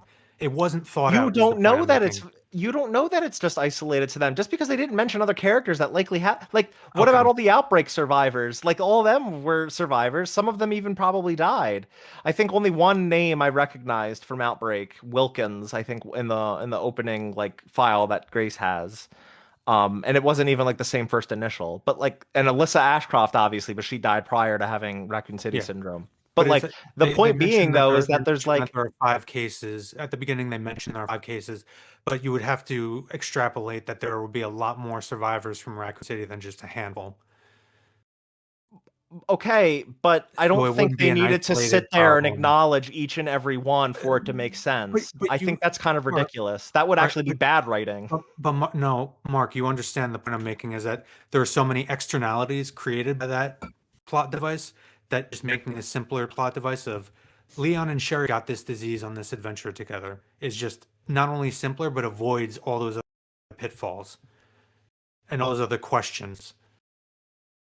Uh, You understand what I'm saying there, right? no, I don't view it as a problem. Okay, okay. My ultimate point, it's not like Leon necessarily went on this adventure like looking for the cure. He was looking for information. That's precisely the inciting incident for Leon is him getting No, the disease. That's precisely what they're doing at the beginning is he's investigating other he's people who got investigating what's going on. He's not necessarily looking for the cure to it. He's because investigating the the, f- disease that the he and first Sherry also scene. have. Yes, that's what I'm saying. Okay, but That's why the does inciting but motivation why for does Leon Jill and Claire also absolutely need to be involved in that just because they also because the likely have game is it? The game is called Requiem, and it's chock full of all the greatest hits. You Okay, would we're think from circling around the yeah, issue again. We just disagree. Delilah, how do you it's feel just an about this? objectively bad I didn't writing. think that deep into it. Yeah, Yeah, it's just cool. Me okay. neither. It's Neat. just objectively bad writing because you're setting up a bunch of stuff that never gets answered. You're making promises that never get kept to the audience. That's just bad writing. I don't agree with that whatsoever. Like what did you really want this to be like Resident Evil Avengers where they all come No, together that's to not what I'm saying. What I'm saying is that if you do that, if you set it up that every survivor of Raccoon City is infected with this, you need to account for that in this story. I'm giving you the easy solution, which is just make it something specific to Sherry and Leon. Okay, so you're saying what? And That Hunk. at the end of the game when they got And Elvis, there yeah. needed to be a line of dialogue that said, "We sent one to No, Jill and Claire Mark, too." Mark, you're not understanding what I'm saying. It's not even, it has nothing to do with Elvis. This is the thing, the primary motivation at the beginning for Sherry and Leon, but it's implied that anybody from Raccoon City who survived is affected by this, which opens a can of Yes. worms that the writers did not No. account for in this story. I disagree. How does it open a can of It's not a worms? matter of disagree. It does not address any of the other characters that Why does would it have like to? because that's what you do when you write. When you make promises at the beginning of a story, those promises have to. It's Chekhov's gun. Do you understand the concept of Chekhov's gun? What? Yes, I understand the concept Yeah. of Okay. Chekhov's gun. Don't literary instruct me on things. Why? So what did this need to do with Jill? Like, let's bring Jill up as just the easy example, right? There's a whole game where you play as her in Resident Evil or in Raccoon City. What did this game need to do with Jill specifically that would have made this okay At the for you? very least, just have the characters mention that Jill is investigating something else related to it Why? somewhere else, Why? because it Why does accounts for she the have to fact be that she would be infected with it as well, okay, according to but the why law does set up. being infected with this immediately make you have to become an investigative reporter trying to figure out what the hell is going on with you? Like I'm just using that. maybe it's specifically a DSO operation. I'm Sherry and just I'm Leon both just work for the using. DSO. Maybe I, they're specifically looking into it and Jill is just chilling at home waiting on Mark, Leon to give her a phone call. you're not understanding. I'm just I using am that as an understanding. I don't think it's a problem. okay, but it is. It's just objectively I from a think writing Why? from a craft writing let because me it's let not me see if mentioned I at all. understand. Jason, what you're trying to say is that if Jill or other of the characters were inflicted with Raccoon City syndrome, that they would need to be part of it because they're infected and so they need to be doing It something. needs But I think yeah, what the Mark's story. trying to say Yes, is it just doesn't need to yes, happen in this yes. game. What I'm saying is that if the story is going to set up the rule that anybody at Raccoon City then was infected by this, it needs to account for those major series characters. Yes. Unless you Hope just set it up that at the outset, this is not a Raccoon City syndrome. It's just a disease that Leon and Sherry have from some adventure they went on to fight Umbrella or whatever at some point between 6 and now.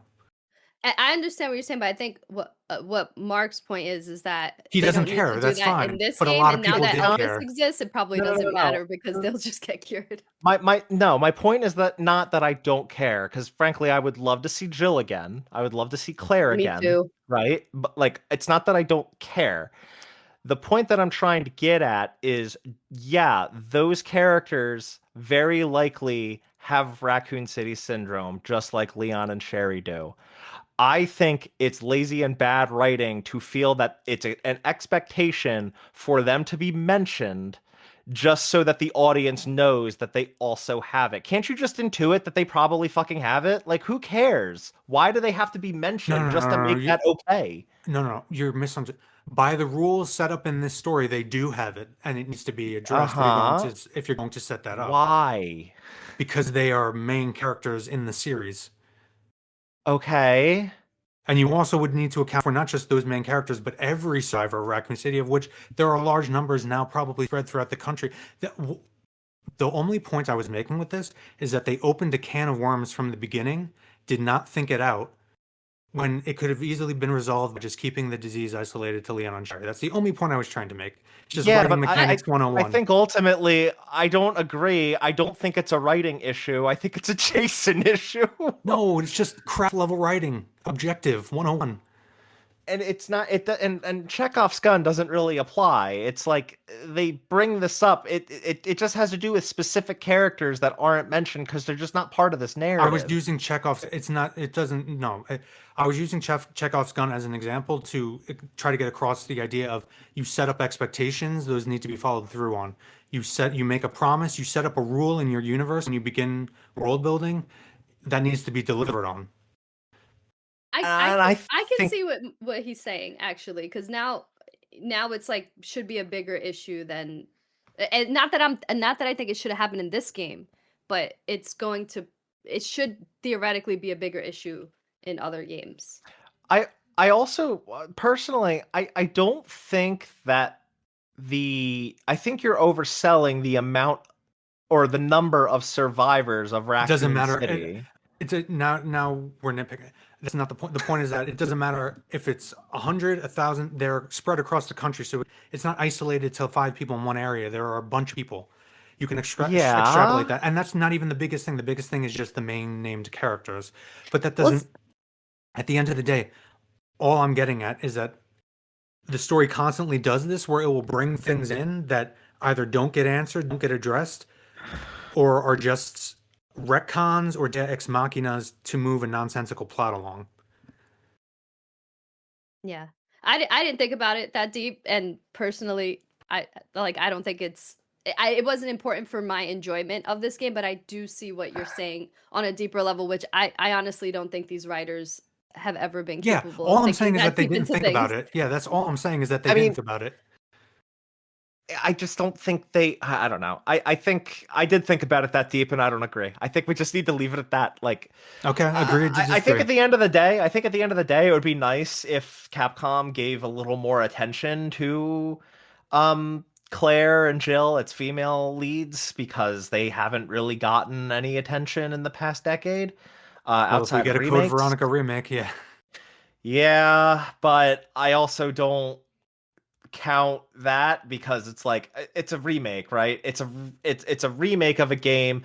You're kind of dealing with what's already been pre-established, so it's not like they're going to suddenly remake Code Veronica and say, "Hey, instead of Claire being the main protagonist, Leon's actually hanging out there." It's like they're not going to do that, right? Like Claire is just already grandfathered into being the lead of Code Veronica. So I don't count remakes. Same reason why like when I was talking with regards to Claire, like Claire has had the lead of a new Resident Evil game more recently than Leon has up until the release of this game. Because the last time Leon was a lead character in a mainline Resident Evil game was Resident Evil 6.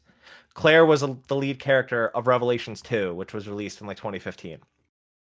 So like Claire has actually been the lead of a new original Resident Evil story more recently than Leon has, up until Requiem. Now Claire is obviously lacking behind.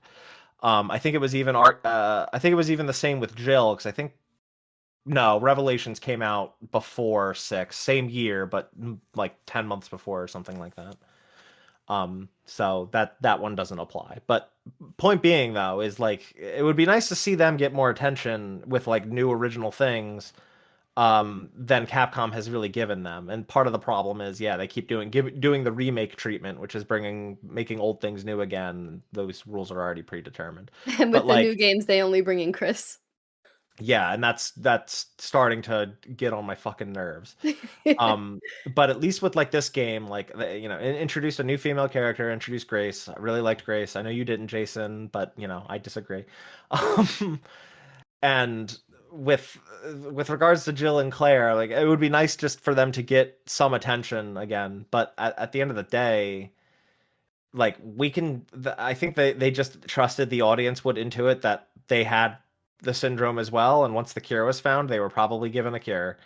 I don't really think it needs to be explicitly said to the audience. I think that's to do that for every single survivor of Raccoon City that may or may not still be alive, I think is just kind of fucking ridiculous. So I mean, we've talked about them in the sense that they were infected, but like Leon as a character in this game, like what did you guys think of Leon, old man Leon, aging and slowly dying Leon?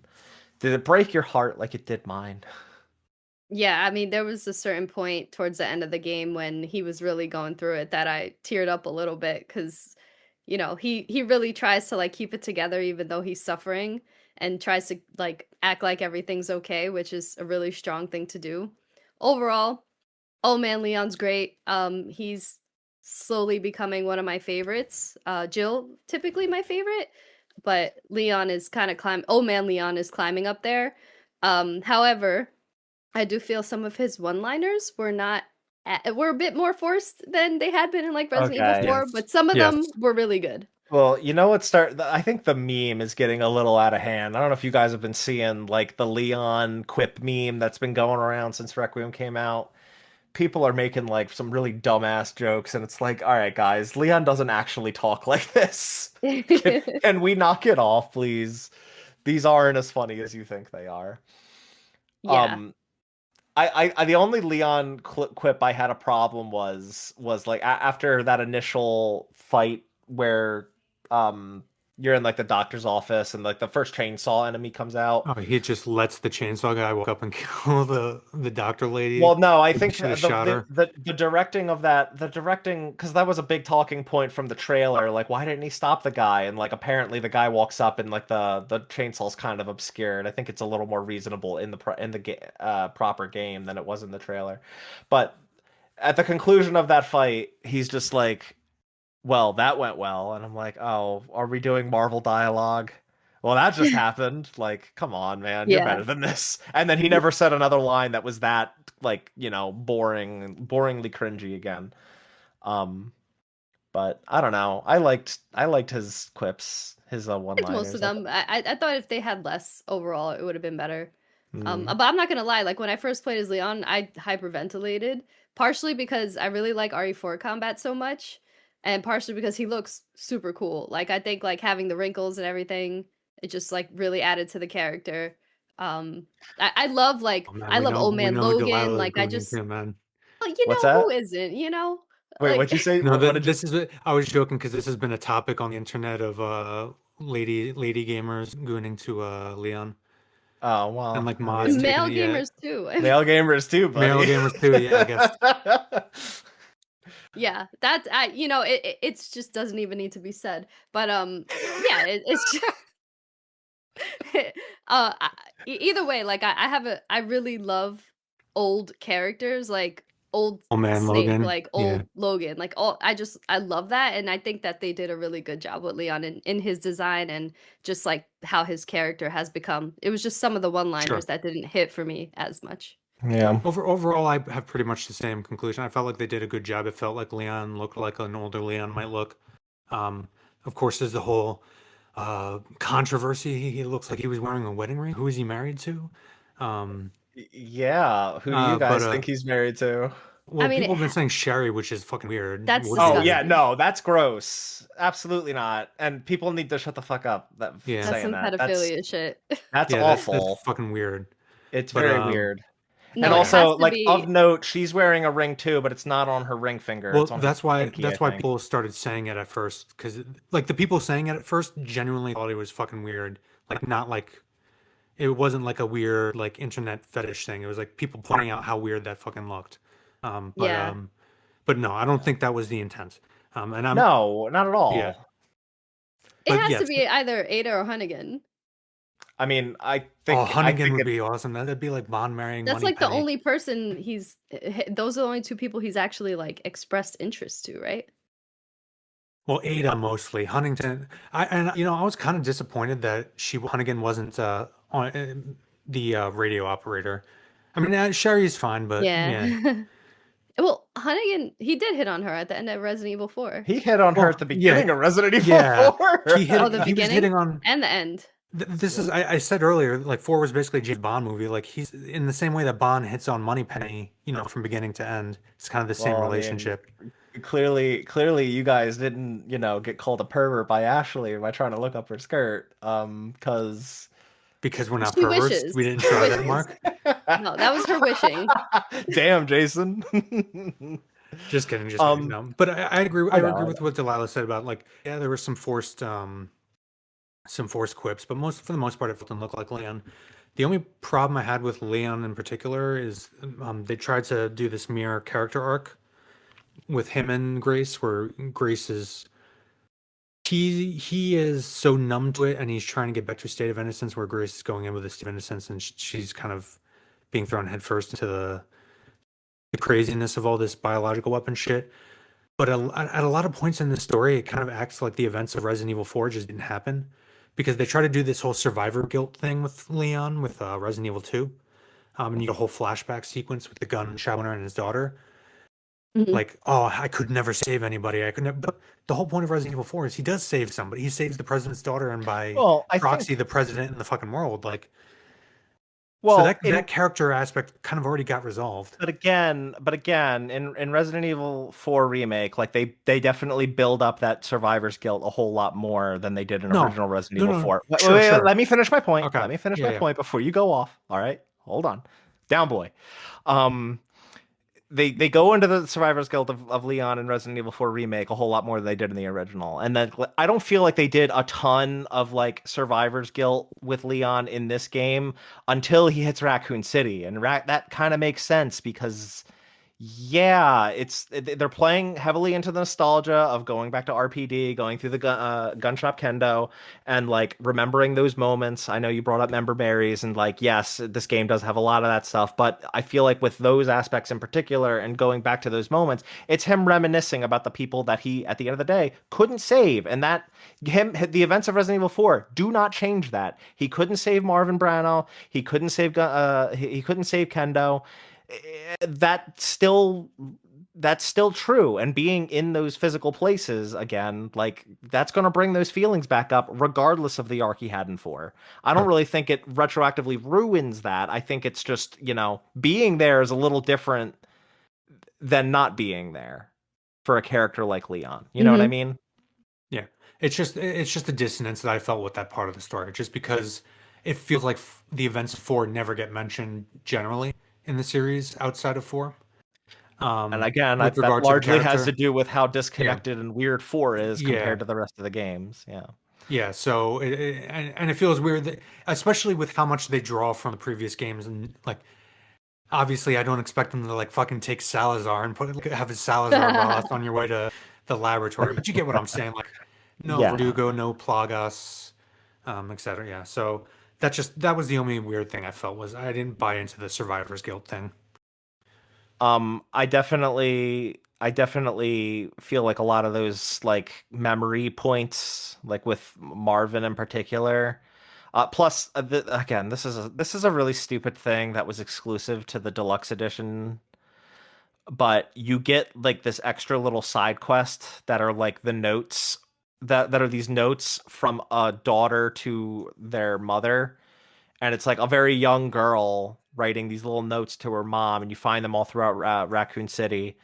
And it's eventually revealed that it's Marvin Branoff's daughter, and Oh, like she died like at some point during the outbreak, and it was like really sad and gut and kind of gut punching. But it was deluxe edition DLC. Like, why? interesting. It's Why? really Yeah. stupid. Yeah, it's really dumb.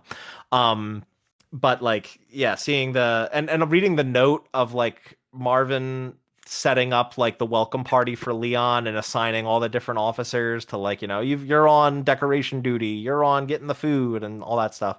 Like that was like really sweet. I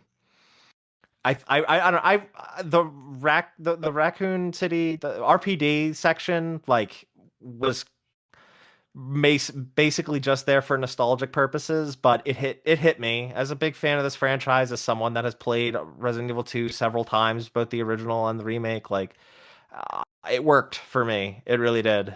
Um, Yeah, no, I mean when you're like walking in and you see RPD and it's still like kind of standing and but it's like a little dilapidated and you go in and you just see like remnants of old puzzles that you solved and things like that. You hear the music, yeah. remixed a little bit. Yeah, Oh I my thought it God, was very effective. the music was fucking on point, man. Like for that section in particular, I loved it.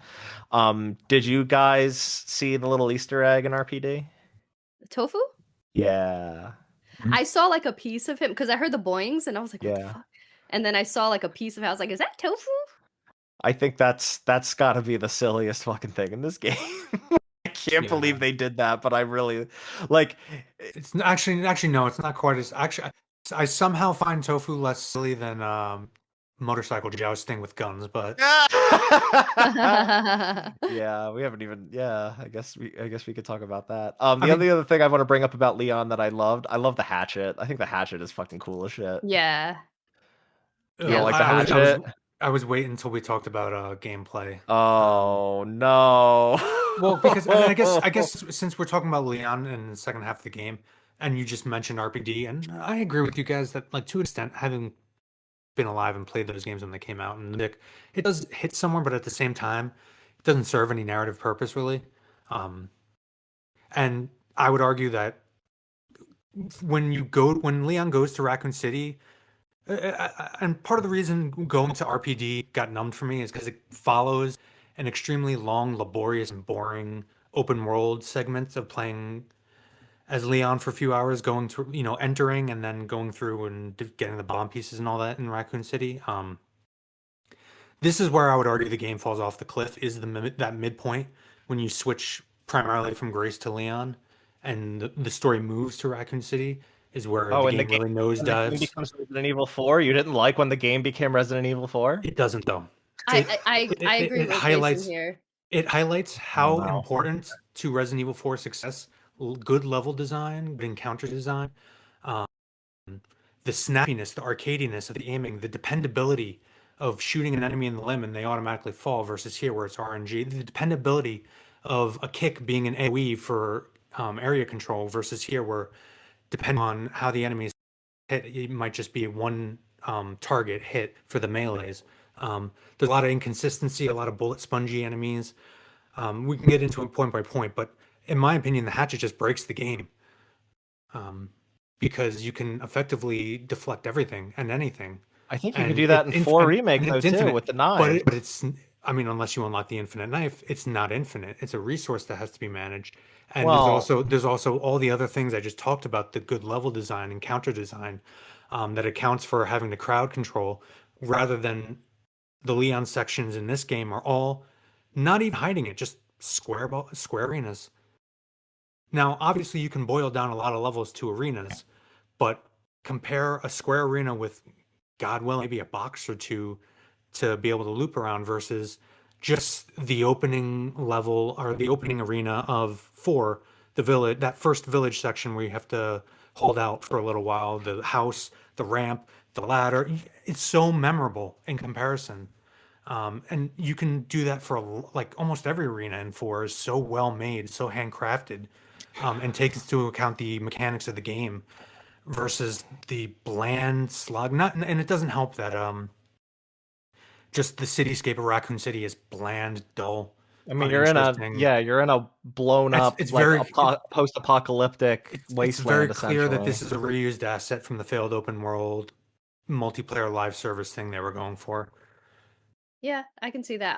I agree with you. I definitely felt like I was very excited to get to Raccoon City and see it all messed up, but then when I got there and saw the enemies, like the enemies were so creative in the Ashcroft section, Yes. because of the whole blood thing and the memory thing, and you had ladies cleaning your face off and cooks trying to chop you into pieces like a piece of meat. It was just very, very creative enemy design. And then you get to Raccoon City and the enemies are more or less the same. Some of them have different weapons. They were very bullet spongy. And you can even see certain sections like with the mortars, and I know this is getting into gameplay, but why not at this point? Well, You, I I think we're just yeah. yeah. gonna yeah. Yeah, you know the part with the mortars, it almost was trying to be like that moment in the castle when you're about to enter the castle, The but it's catapults, just yeah, the the catapults, catapults. but But it's not nearly as well designed of an arena, right, so it's awful. Yeah. yeah. So I agree. Like overall, I thought that was like a low point of the game until you get to RPD. Then it started to ramp up a bit, but that's because like more boss fights, got into play. I think had the section been smaller, which I know people were complaining this game is too short, which I will never complain about. But I feel like that section did drag a lot, and I think had it been smaller and there was less to do there, perhaps I wouldn't have been as annoyed. And it sucks because playing as Leon was super fun. Like when you played as him in between the gray sections, I actually found that to be extremely exciting and Yes. thrilling. And I hyperventilated multiple times. And I thought I was gonna feel that when we were playing as Leon in Raccoon City. but then I didn't, and I was like, "Oh, this kind of Because sucks." those And individual teasers that they give you in the Grace section, they're handcrafted and they feel like segments out of 4. So it's like yes. teasing you. Yeah, and so, this is why I say, like, overall, like, I think the action parts of Resident Evil 4 are way better than the action parts of Resident Evil 9, and not that I think that the Raccoon City section Yeah. sucked, it just was definitely a downfall, after so Yeah. much excitement, and that excitement didn't really ramp up until we got into RPD. Yeah. Overall, Okay. I just for as much as I hate Grace as a character, I enjoyed her gameplay segments far more than I did the Leon back half. Even though the Okay. story plummeted. Okay. So, like, okay. I feel I to an extent I agree with you guys. Like, and I think it just comes down to this game being a tale of two people, right? It's very much Grace being the more survival horror aspects of Resident Evil's past, and Leon being the more action parts of Resident Evil's past. And they basically took, a friend pointed this out to me, like Leon's section at the beginning of Raccoon City is basically the same as Grace's section in the Rhodes Care Center, in the sense that there's a door, you find the door right away, you need three pieces to open the Yes. door, so you better go find them, and The you're puzzles going suck around. in this game, yeah. Well, I mean, it's just it's Resident Evil, go hunting for the next piece of the puzzle. This is really something that started largely with original Resident Evil 4, where you just need to find the item, and then the item will Yeah. be the key that lets you through. But I was There's not thinking as much like actual puzzle solving but other one than thing but there's nothing in this game that they expect you to intuit for yourself. Like going back to just that you mentioned the Braille stuff where you could have figured it out by yourself, but they needed you to get Emily to this specific spot. uh, Um, and again, that's a problem that's been brewing in this series and for a long I was going to time. bring up just an example from 4 early on. There's the church with that light puzzle where you got to switch the colored lights. Yeah, That's no, not I hard. know. That's not hard, but you have to figure it out yourself. There is absolutely Yeah, nothing that complex right. in this game. I Reached a agree, low but bar, yeah. there's also like nothing that's really that complex in 7 No, or to my knowledge 8. Definitely not 5 or 6, Like my point being is that that's an issue with Resident Evil that's not exclusive or newly introduced with Requiem. sure. It's just how Resident Evil puzzle design has kind of progressed toward just being exploratory. You go walking around the rooms until you find a thing, and you might not know where that thing goes yet, but like keep exploring and you will figure it out. Like there's not But really any puzzles the that problem is like that there used to be. the direct comparison to or I keep saying Ashley because I wish it was Ashley, the Grace sections. Um, the direct comparison to the Grace sections is 1 through 3, and those did have those puzzles. That's the problem. Hold on, that's not entirely true because I feel like it also incorporated a lot of 7 and Village. Like really, the direct comparison for Grace is not necessarily 1 through 3. Especially because, like, to your point, like there's not really any puzzle where you have to think for yourself. It's really more like modern 7 and 8 design with Grace's sections, and then Leon is just incorporating the more action segments of those games plus like 2, 3, and 4 remakes. Um, I I mean, I didn't hate the level design as much as you guys did. I didn't view it as a low point. But I do think that the enemies did start to, like, certain enemy types started to get really annoying to have to deal with. Because especially with Leon's section, they just like get amplified how many you're dealing with. Yeah. Um, but and like I really didn't like not the mortar section. I liked the whole glass thing where you had to shoot the glass out Yeah. from underneath the enemies. I thought that was cool. I think it was like the bit after that with like the rafter that you have to Oh, lower in order to get Yeah, back and they're down. all Like that, jumping I down I on you. didn't love. Yeah, like kind of like just that section. I definitely didn't love. I do Um, agree with another problem here versus 4 and 4 remake even. There's weird stun lock in this game. You can get hit and then just keep getting clobbered. Again, there's no area of in the same way that you get the roundhouse area of effect that is used for crowd control to knock back all the enemies around you. There's none of that here. Yeah. So you can get stun locked very easily into death. The levels are not designed with crowd control in mind, and the enemies are much spongier than the Ganados in 4. And again, you can't reliably stun them like you can in 4.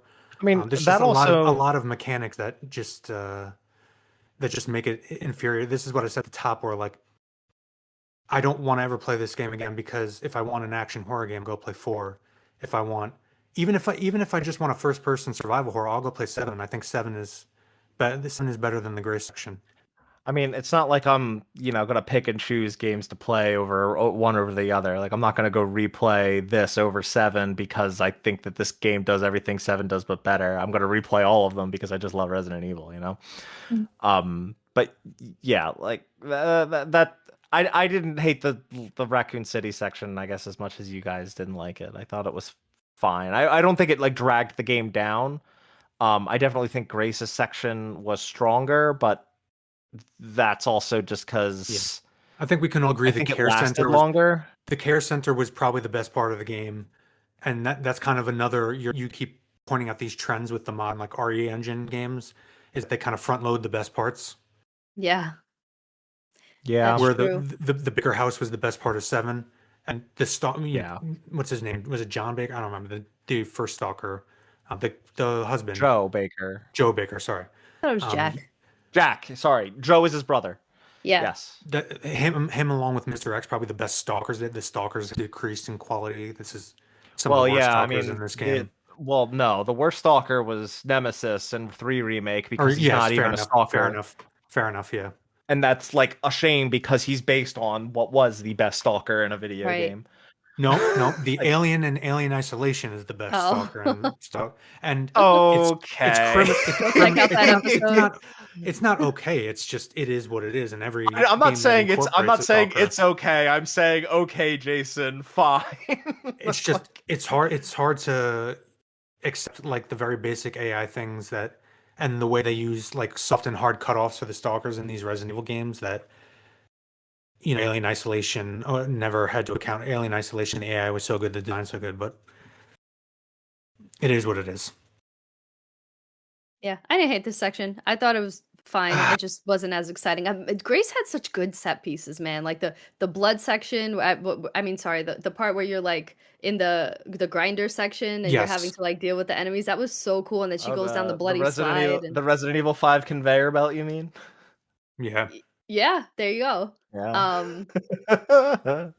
She just had like a lot of really cool set pieces. The enemies designs were so fun. So I definitely, it was a high for me, and then it was a low, and then it got high again. I'm not gonna lie, I did quite enjoy I the will other sections of the game. I I will say in the Well, personally, no, I I'm oh, lying. sorry. Not the orphanage. That part Yeah, the sucked. orphanage is okay. usually the worst part of the game, yeah. Yeah, that was a big pace breaker for me because like it goes on a little too long. It's very slow, and there's not really like intuitive puzzle solving to move forward, especially like the hallway where you have to go down and like you can't proceed, so you just have to leave the room and then you come back and then they're gone. Like, it was stupid. It was scary, it was frightening on a first playthrough, but it wasn't like it wasn't very it didn't really make you have to think and figure things out very much, and on a repeat playthrough it is just a total slog to replay. So Yeah, definitely. The only thing that part, it felt like forced nostalgia. Like, oh, let's just go back to the orphanage. And it also felt like it was trying to be a little bit like the dollhouse in Resident Evil 8, except Yes. not good. Yes. It felt like they almost had a checklist mandate of all the different Resident Evil things from past games they had to hit on, and they had to find ways to like fit every jigsaw it all in. I mean, in some ways I think that worked out really well. That is one where I definitely will agree it did not. Yeah. Like, I will agree that section wasn't just a very big pace breaker, and not Yeah. like the good kind of pace breaker. Yeah, no, I agree. Like at least, the other tyrant that looked like Mr. X and looked like Mr. X and acted like Mr. X. But I think once you look at the actual document, what is the model of the tyrant? It's not Yeah. Mr. Ice, just a No, different it's tyrant. yeah. Yeah. That looks just like him. But I thought like that was fun, like a nice callback to getting stalked by him. I was glad that it became a boss fight rather than just that short set piece. Oh And that yeah. was fun. It was like, oh shit, look, my guy's back. He's gonna stalk me again in RPD for old time's sake. Even if it does, like, it was fun. That's all. And there were other sections like this that were fun. Plant 43, I think it was coming Yeah. Yeah, up. Plant 43. Yeah. Plant Which 43, like there silly. were yeah, and there were if I remember correctly, like Plant 42 was the one in the Spencer Mansion, Yes. and Yeah. Plant 43 was the one that was in The I think it lab was and in Nest in Resident Evil 2, and yeah. Mhm. like with the destruction of Nest it kind of I guess overtook the environment. And they're Which all like like derived from the same mutated yeah, plant. like but if you're going back to Raccoon City, you just had such an opportunity to do crazy shit like that, like have like an entire area that's been overtaken by Plant 43 build up to that boss fight rather than just have it be random.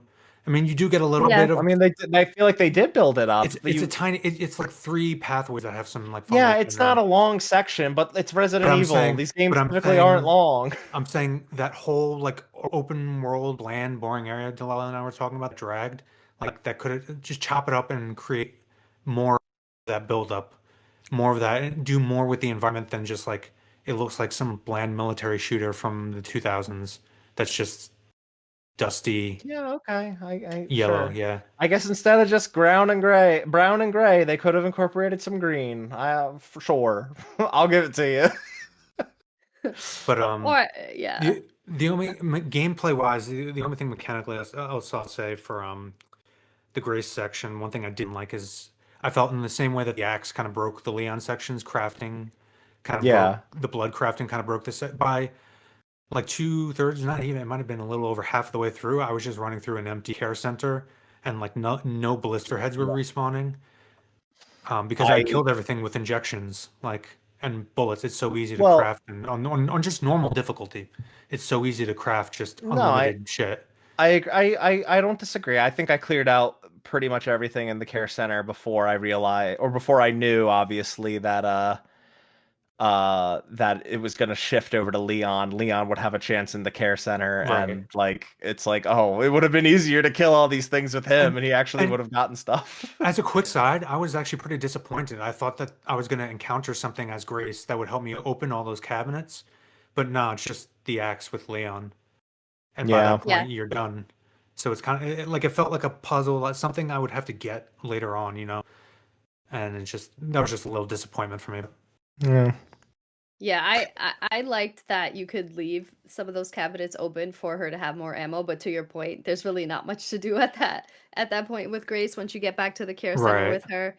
But I also personally really like in Resident Evil games that like it starts off with ammo scarcity and you're like really like trying to conserve, and then all of a sudden you have all this ammo and you could just clear everything out, which I like is satisfying to me personally. Yeah. It feels like the game was kind of, from what I understand, like the insanity, and then there's another level, difficulty level you unlock. They're pretty crazy in this game. It kind of feels like the game was balanced around those hard difficulty levels rather than normal. I mean, I think what difficulty did you guys play on? Just normal. Okay, but normal or And normal modern. classic? Just normal. So you didn't play classic mode Yeah, where you had to use my a understand the only difference is that classic gives you ribbon, but you can easily craft ribbons. Yeah, and the game gives you plenty of ribbons like that you don't need to craft, so it's like it doesn't make it that much harder to be honest. Yeah, And that was but my it understanding. did That's why I create didn't. like an added bit of anxiety, and like it doesn't give you as many checkpoints either, I don't think. So it's like I died a couple times and had to redo like a major amount of things because I hadn't saved in quite a bit. I was trying to maximize how much I was doing between saves, and I wound up paying for it. But like yeah, it's overall not. I think Insanity is not how the game was balanced, or the game wasn't balanced around Insanity mode, because like Insanity, I mean, I did play it with infinite ammo and infinite Yeah, Yeah, of yeah. rockets, course. so it's like, Well, you earned I that. didn't have the true Insanity experience. But like the zombies move like 2 to 3 times faster, like, Yeah, and and I they hear take more fucking punishment, and control. Yeah, they'll basically kill you in 1 to 2 hits. It's like And that the would girl be kills you in one shot if you get caught. oh, that was so annoying. In the beginning is Leon, everything's a blister head. Like, Yeah, right at the well, beginning. not everything, but quite a lot of enemies in the streets were blister heads, and it's like, oh shit. Yeah. Like I this just is felt like the difficulty overall. Like I beat Mr. X on the first try, no deaths. I beat Plant 43, no I mean, I deaths. also think that's Beat just modern video games, man. They don't want you to feel bad. Like, Yeah. Resident Evil 4 remake. Like and let's also that leads to I another didn't thing. think it was that hard. The boss design, well, they were at least somewhat challenging and somewhat well designed. Granted, they were taking from already designed bosses and playing with Yeah. them, but the bosses just sucked in this game. I mean, I don't think there were really that many of them, which is a bit of a disappointment for sure. But I also don't think that Resident Evil bosses have ever been particularly good. Like Oh my 4 god! notwithstanding. 4 Yeah, had some really good ones. 4 had yeah. some really good ones. Yeah, calm the fuck down, Jason. No. I was only gonna say don't be talking about 4 like that. No, 4 Yeah. is one of my favorite games of all I time. know, Okay, like it's one of my favorite games of all time. Look, I can bring up flaws about it, but like yes. the bosses are not one of them. Okay, I know we've gotten heated in this discussion, but I was poking some fun. God, I was poking some fun. Just Jason's relax. like, come on, Mark. What else can I argue with you about? Let's go, buddy. No. He's looking for I was shit. legitimately just poking fun. But yeah, like this game doesn't have many boss fights. That's admittedly a disappointment for me as well. But like, I don't know. I feel like it's just modern video games, man. They don't want you to feel bad about playing a game and failing and stuff. So they just got progressively gotten easier, and that sucks. But it is what it is. Yeah. Do you guys think that them adding the blistered heads was their way of trying to see if they could remake 1 in a more modern way? I mean, I think it was mostly just them an homage they were paying to 1, alongside the whole East Wing, West Wing It's also design a mechanic that 1 that's been, introduced. yeah, it's also been a mechanic, even if not explicitly that in that manner. So like the molded in 7 came back stronger. Technically, if you want to include them, Ganados that had when you pop their heads Yeah. off, the head, I forgot what it's called, whatever, it comes out I of their mean, heads. this was The tentacles, pretty explicitly a Crimson Head like homage or Yeah. continuation, right? It's just like I was immediately calling them Crimson Heads up until I found Me out what their too. actual name was. It's like that's just like that's what they are. They're Crimson Heads until they're not. I don't know that it was like a test. I think it's just they were paying homage to that feature in 1 remake, and it'll obviously be a thing in 1 remake to Electric Boogaloo whenever that comes out. Well, I'm just looking at the notes, seeing what else we haven't like covered. Is there anything else you guys wanted to talk about? Like story or gameplay wise, we're kind of been all over the place. I think we've covered pretty much everything we needed to cover for the story. I really like Sherry in this game. I don't think we didn't really talk about Sherry as we didn't get much of her in the game. I know, and I wish we got more because I Especially enjoyed having her around again. For a lot of people, they'd probably like a lot of more casual, even people who played all the games probably forgot who Sherry was, to be completely honest. She's one of the lead characters in 6. Yes, and most people. Well, okay, yeah, a lot of people skipped 6. I just replayed 6, and I really like Sherry in 6. Okay, I think she's a great character in that game. That game is not all bad. Okay, I mean, it's yes, not a people it's do. it's People a do bad like the game, but Leon it's not section. all Yes. bad. Yeah. Yeah, people do like the Leon section, which is probably why they brought it back. Aside from the fact that she's in 2. I'd say the only like truly bad campaign in 6, like truly bad, is Chris's. Which they unfortunately didn't learn a lesson from that and brought back gun-wielding enemies in this one, and that's I guess a good gameplay aspect. That started in 4 when you get to the island. Yes, but the levels are designed to count for that. Here, there's no cover mechanic. It's different. Yeah, okay, but it still started with another Resident Evil game.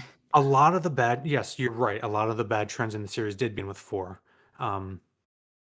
A in game trying that to emulate we it, but that not a game that we understanding. universally love. Yes, no, it's one of the greatest games ever made. I know, I know, I But yes, know. yes, I know, I I know, I agree know. with you.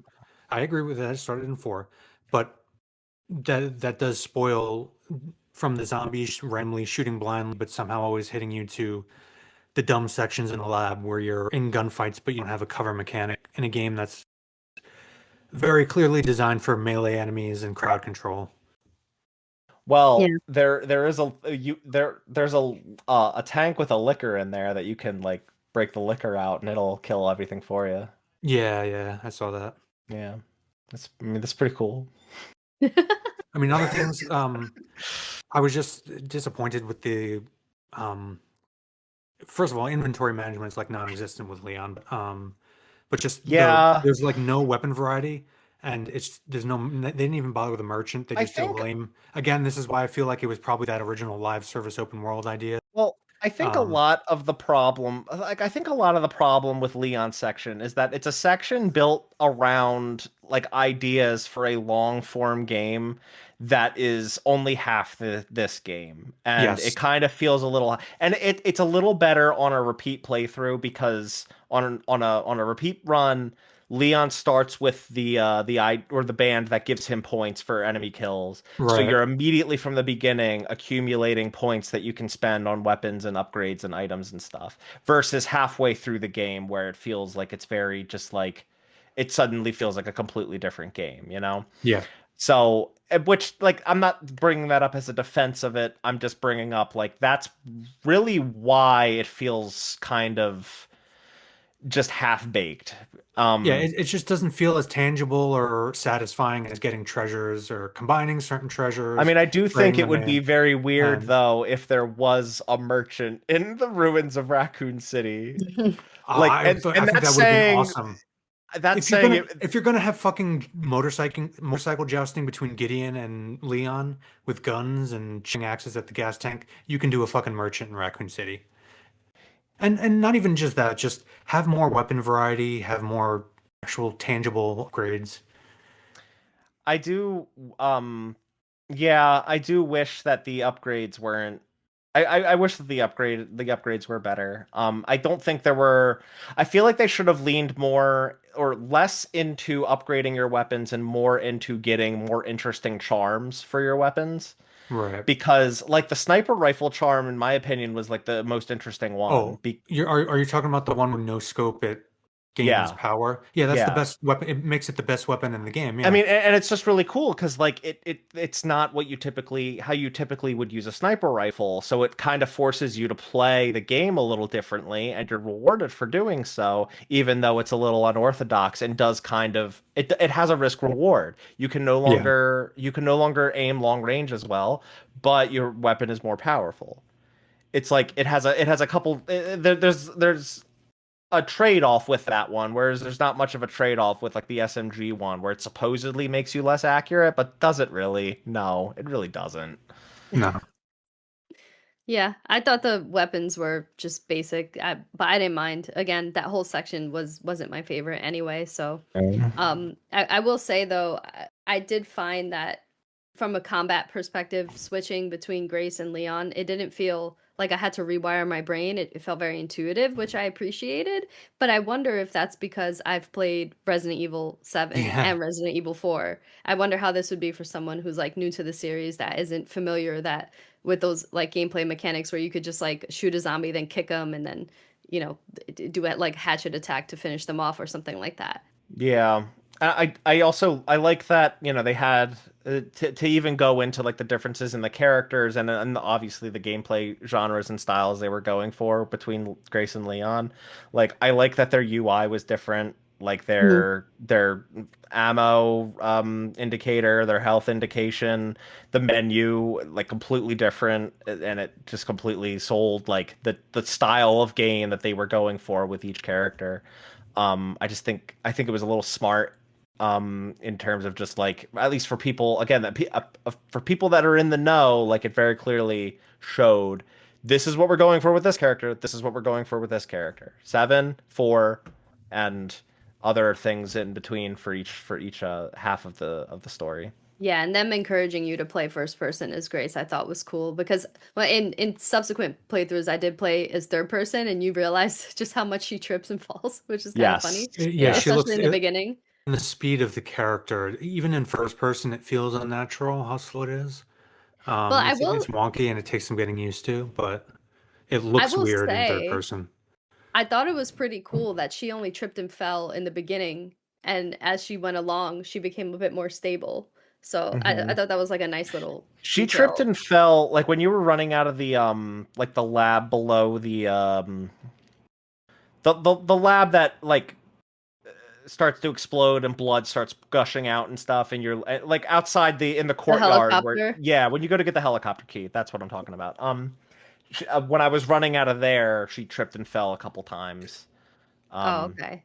I wonder. She leaves Emily with the man that is just conspicuously I there thought, with a I thought the helicopter. same thing. I was like, you're Yeah. just leaving this little girl with the stranger. Again, it's nothing new to the series, I I man. know. know. It's just I'm funny. poking fun. I'm poking fun. Jeez. Delilah, I know you have like a bajillion other notes that you want to get to, so why don't No, we just start? No, really? the only Wow. thing I wanted to say is I thought it was funny how, right before Victor Gideon, which we didn't really talk much about, but Well, because Yeah, we talked about he's kind we of a nothing complained burger of a about character. Zeno being not that interesting, yet we talked about Zeno more than we talked about Victor Gideon. yeah. Because Zeno and his nothingness is more interesting than Gideon and what little we get. I think his Yeah, personality is really good. I think he's like he's a he's a convincing creepy villain. yeah. I He think doesn't he's that's a not lot of due to the voice acting, I think. Yeah, and I think the Yes. performances in this game, like completely through and through, were awesome. But Yes. Agreed. I feel like Gideon maybe needed to be a little more, uh, a little more present as like a villain. I guess I don't know. I feel like And the times that he shows up, like he's compelling, he's interesting, but it's not enough. He's not and there enough. it doesn't help that Grace is supposed to be so important and key to everything they're doing, and yet they constantly leave her or put her in danger, like knowingly. It just makes them, from the very beginning of the game, look like fucking morons. Yeah. I thought it was funny when when you're in the hotel. I don't know if you guys went in the bathroom where he had left the pictures of him, tracking Grace and Alyssa. Perfectly wrapped toilet paper, and the toilet bowl was very clean.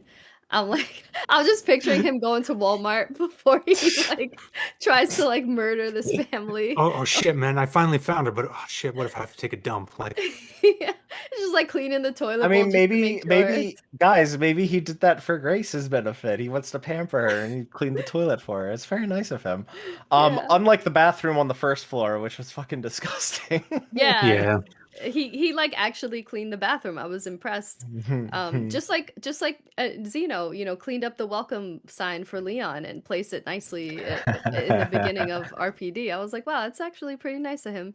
Um, but yeah, I thought I thought that was funny, and I think Victor Gideon's a dork. He's very like geeky, which makes sense, right? Because he's basically like just a Spencer fanboy. Spencer, yeah. Um, and his like random like snorting that he did, or like the way he would say Grace, you're like Grace, like he was just such a dork. Like I was just like, this guy is like, and then he caresses Leon's hair. I was like, well, Oh, that you don't scene have the was like, right, oh bro. no, man. I was He like, touched he's the a little hair. bisexual, that one. yeah. There's That's some his pretty most funny important memes. asset. Yeah, there's some pretty funny memes coming out of Leon shirt, like I don't know if it's a costume or a mod, Leon A mod. shirtless, but yeah, but that scene where he's tied to the chair and Gideon getting up in his face, yeah. Oh, yeah, well. I I see yeah, I liked what we saw of Gideon, but I do feel like there needed to be more, you know. Yes. I think that's ultimately my issue with And Gideon. no silly, motorcycle Man, jousting. I thought the motorcycle thing was fine. Like, It was fun when he like rode up a building. dude, that was like crazy, man. He didn't even know it was going to be on the other side of that jump and he still went for it. Yeah. Leon But is again, wild. yeah, it's just what I was referring to earlier with tonal whiplash and ping ponging. Between that, where Leon's sections are an action adventure movie, just like RE4, just Jason, like 5, 6. and Grace's feels like it's trying to emulate more grounded, and it just doesn't jive. It doesn't Can you hit And match. us? All right, go ahead, Delilah. I Go was ahead. just say it's so grounded because like that first scene with Alyssa dying and just the performances in that one scene, it Amazing, yeah. felt like the facial animations and everything, like it was on some level of like The Last of Us. And I know how you feel about The Last of Us. I'm just saying like in terms of like the facial animation, the I get acting, what and stuff I you're think like we that. I get what you're Very, going for. yeah, It's okay. okay. It's okay. Um, Hey, but yeah, Jason, very grounded. can you hit us with some positivity? What are some of the things that you haven't brought up that you actually liked about this she game? just hit on two of them. Okay. Character facial like the production value, the facial animations, the voice acting is top tier, even if the directing is awful at points. Okay, Um, okay. No backhanded compliments. Like okay, some well, things that you actually liked about this fucking game. voice acting is amazing. As I said at the top, I did enjoy quite a bit of this game. Like going through most of the I know, Grace and I feel like section. you've said nothing that you actually liked. Well, I said like I enjoyed most of the Grace section Yeah, until yeah, I yeah. kind of Okay. cleared out the and kind of discovered, that the crafting kind of breaks it. But Backhanded the compliment again, man. it's hard because like by the halfway point, once you've fully taken control of Leon, I liked the interspersed Leon parts, but once you fully got control of him, I started noticing the discrepancies between it and four remake, for that matter. And just really everything started falling off a cliff, including the story. So like the game was like probably like a 7 out of 10 for me up until that Oh, midpoint. oh, okay. Up And it's until that point. and the more I think about it since I finished it, the lower the score gets. But it's not a Mm. bad game. Um, it's just it just doesn't it didn't know what it wanted to be. There are a lot of different ideas in there. Um, I the love character how like the characters just get progressively worse and inconsistent as it goes through. They start fine. Like I understand where they wanted to take Grace, they just didn't execute it. Again, Jason, I I pointed love what I love how Mark's trying to ask you what you like, You and you go can't into you what you can't don't fucking like. say it without it's bringing up mostly like, despite this being absolute garbage, this okay. was So kind of cool. production values. It's a beautiful game. I like the RE engine. It's better than like just another Unreal 5 game. It feels tailor made to it. Everything looks atmospheric. The actual like before Raccoon City, like the care center, very well designed in terms of the visuals, the aesthetic. I like the aesthetics of that opening apartment, even if. All right, I won't do another backhanded. I'm trying to stop the lighting. Um, I'm not trying to censor you or tell you like you can't criticize things. It's just like you opened this by saying there's quite a few things that I actually liked, and then I feel like I've heard none of because them. I did enjoy it. Again, as I said, it was a 7 out of 10 game until I hit around the Yeah, midway part, maybe a little before. that's fine. Um, I want to I was move gonna on. Go say ahead, go one ahead, go ahead. quick thing. Yeah, yeah, yeah. As soon as you open the game and you're under the train station, I was just my jaw dropped. I was like, "Wow, this is It beautiful." was I very feel like the impressive. RE Yeah. engine is evolving. Oh, well, if you think this is pretty, just wait until that DLSS 5 comes out, baby. Oh yeah, that's right. You got a Grace looking like de-aged AI Mila Kunis and shadows and lighting that makes absolutely no fucking sense because AI is garbage. Garbage. What were you gonna Uh say? Sorry. um no, I just wanted to move on to our last few talking points.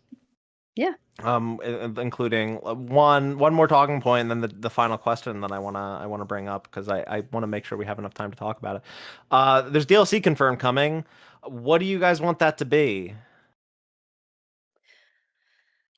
What I really want, but I think Or what do you at think this it will be? I mean, probably something with Alyssa if I had to guess, since I think that is the rumor. Yeah. she, went out so quickly. Yeah. Yeah, there really wasn't like a. Was there any reason? I didn't never play the Revelation games. Was there a reason for it to specifically be her in this game?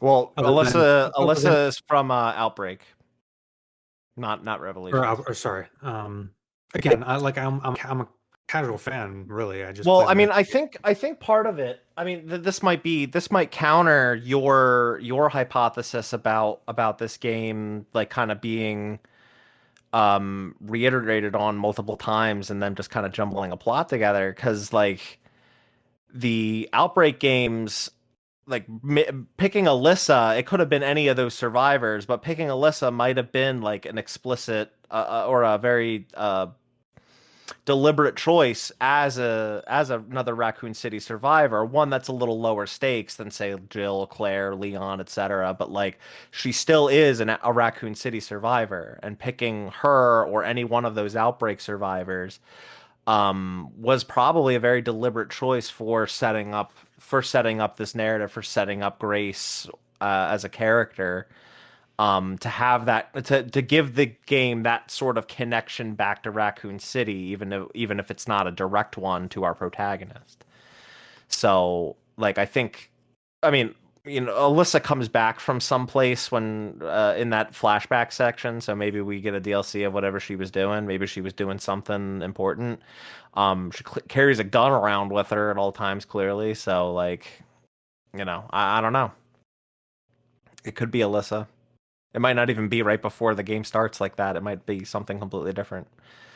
Um, Personally, I want a game or a DLC that just confirms that Ada is Leon's wife, and it's just like a household sim where she makes Leon's lunch and tells him not to crash the Porsche. I But you would can't shoot. Yeah. I would play that. By the The way, mods are gonna be so bad. By the way, yeah, I didn't get to mention it earlier because we moved on pretty quickly. Yeah, I think Ada is clearly Leon's wife. I don't think it would be any or could be anyone else. Um, like Huygen's an interesting choice, but I think it's Ada. I think somehow, some way after I guess 6, they reconnected Yeah, and maybe, but they had such like a Well, isn't Batman was Catwoman type relationship. yeah, yeah. and I mean, maybe he wasn't married Ada Hunnigan cloned? and somehow Ada will come back into his life and it'll be a love triangle. His side piece. That'd be cool. That'd be interesting. Wasn't Ada cloned or some shit like that? I don't remember. Uh, we're not talking about that. Exactly. This is my point. There's so much power creep. I wish they had. I think we all Well, agree. I think we all agree on this. I wish 7 had actually been a soft reboot, but and they didn't introduce. Yeah, I know. I know. Man. um, okay. Are you guys anything else you want to talk about before we get to the final question? I just wanted to quickly say, I like this game a lot, but man, the identity that like the Spencer Mansion, RPD, the Demetres Castle that they have, the Baker House, like those are so memorable. I just don't think there's going to be any section of the game of a Yes. game that any section of this game that memorable because Yes. like I This still game think is. of mean, RE7 and I can This game remember is going to everything in my degrade. head. This game is going to degrade in people's opinions over time. I don't disagree, but I think this game was just going for that nostalgia. I think this game was very much trying to evoke things from previous games, and in a way, long term, that could very well be a detriment to its long term identity. Because like there's only so far a game built on nostalgia can really last in the player mind space, I guess, right? Yeah. But at the end of the day, like the care center, it is that Spencer Mansion, it is that RPD, it is that whatever the fucking equivalent in Zero is. I can't even remember the name of it. It's that East Wing, West Wing design, and it's not as strong as any of those examples, but Yeah. it is that design. And Yeah. going back to Raccoon City, it's like RPD is exactly as it was in Resident Evil 2. It's not complete because it's been destroyed. There's only so much you can explore of it, but it Right. is that map. Like walking into that building, I knew where everything was. I Yeah, knew exactly. because I played Resident Evil 2 remake like so many times. I knew how to get to the STARS office. I knew how to get to the room with the whiteboard. Like Yeah. I knew where But everything was.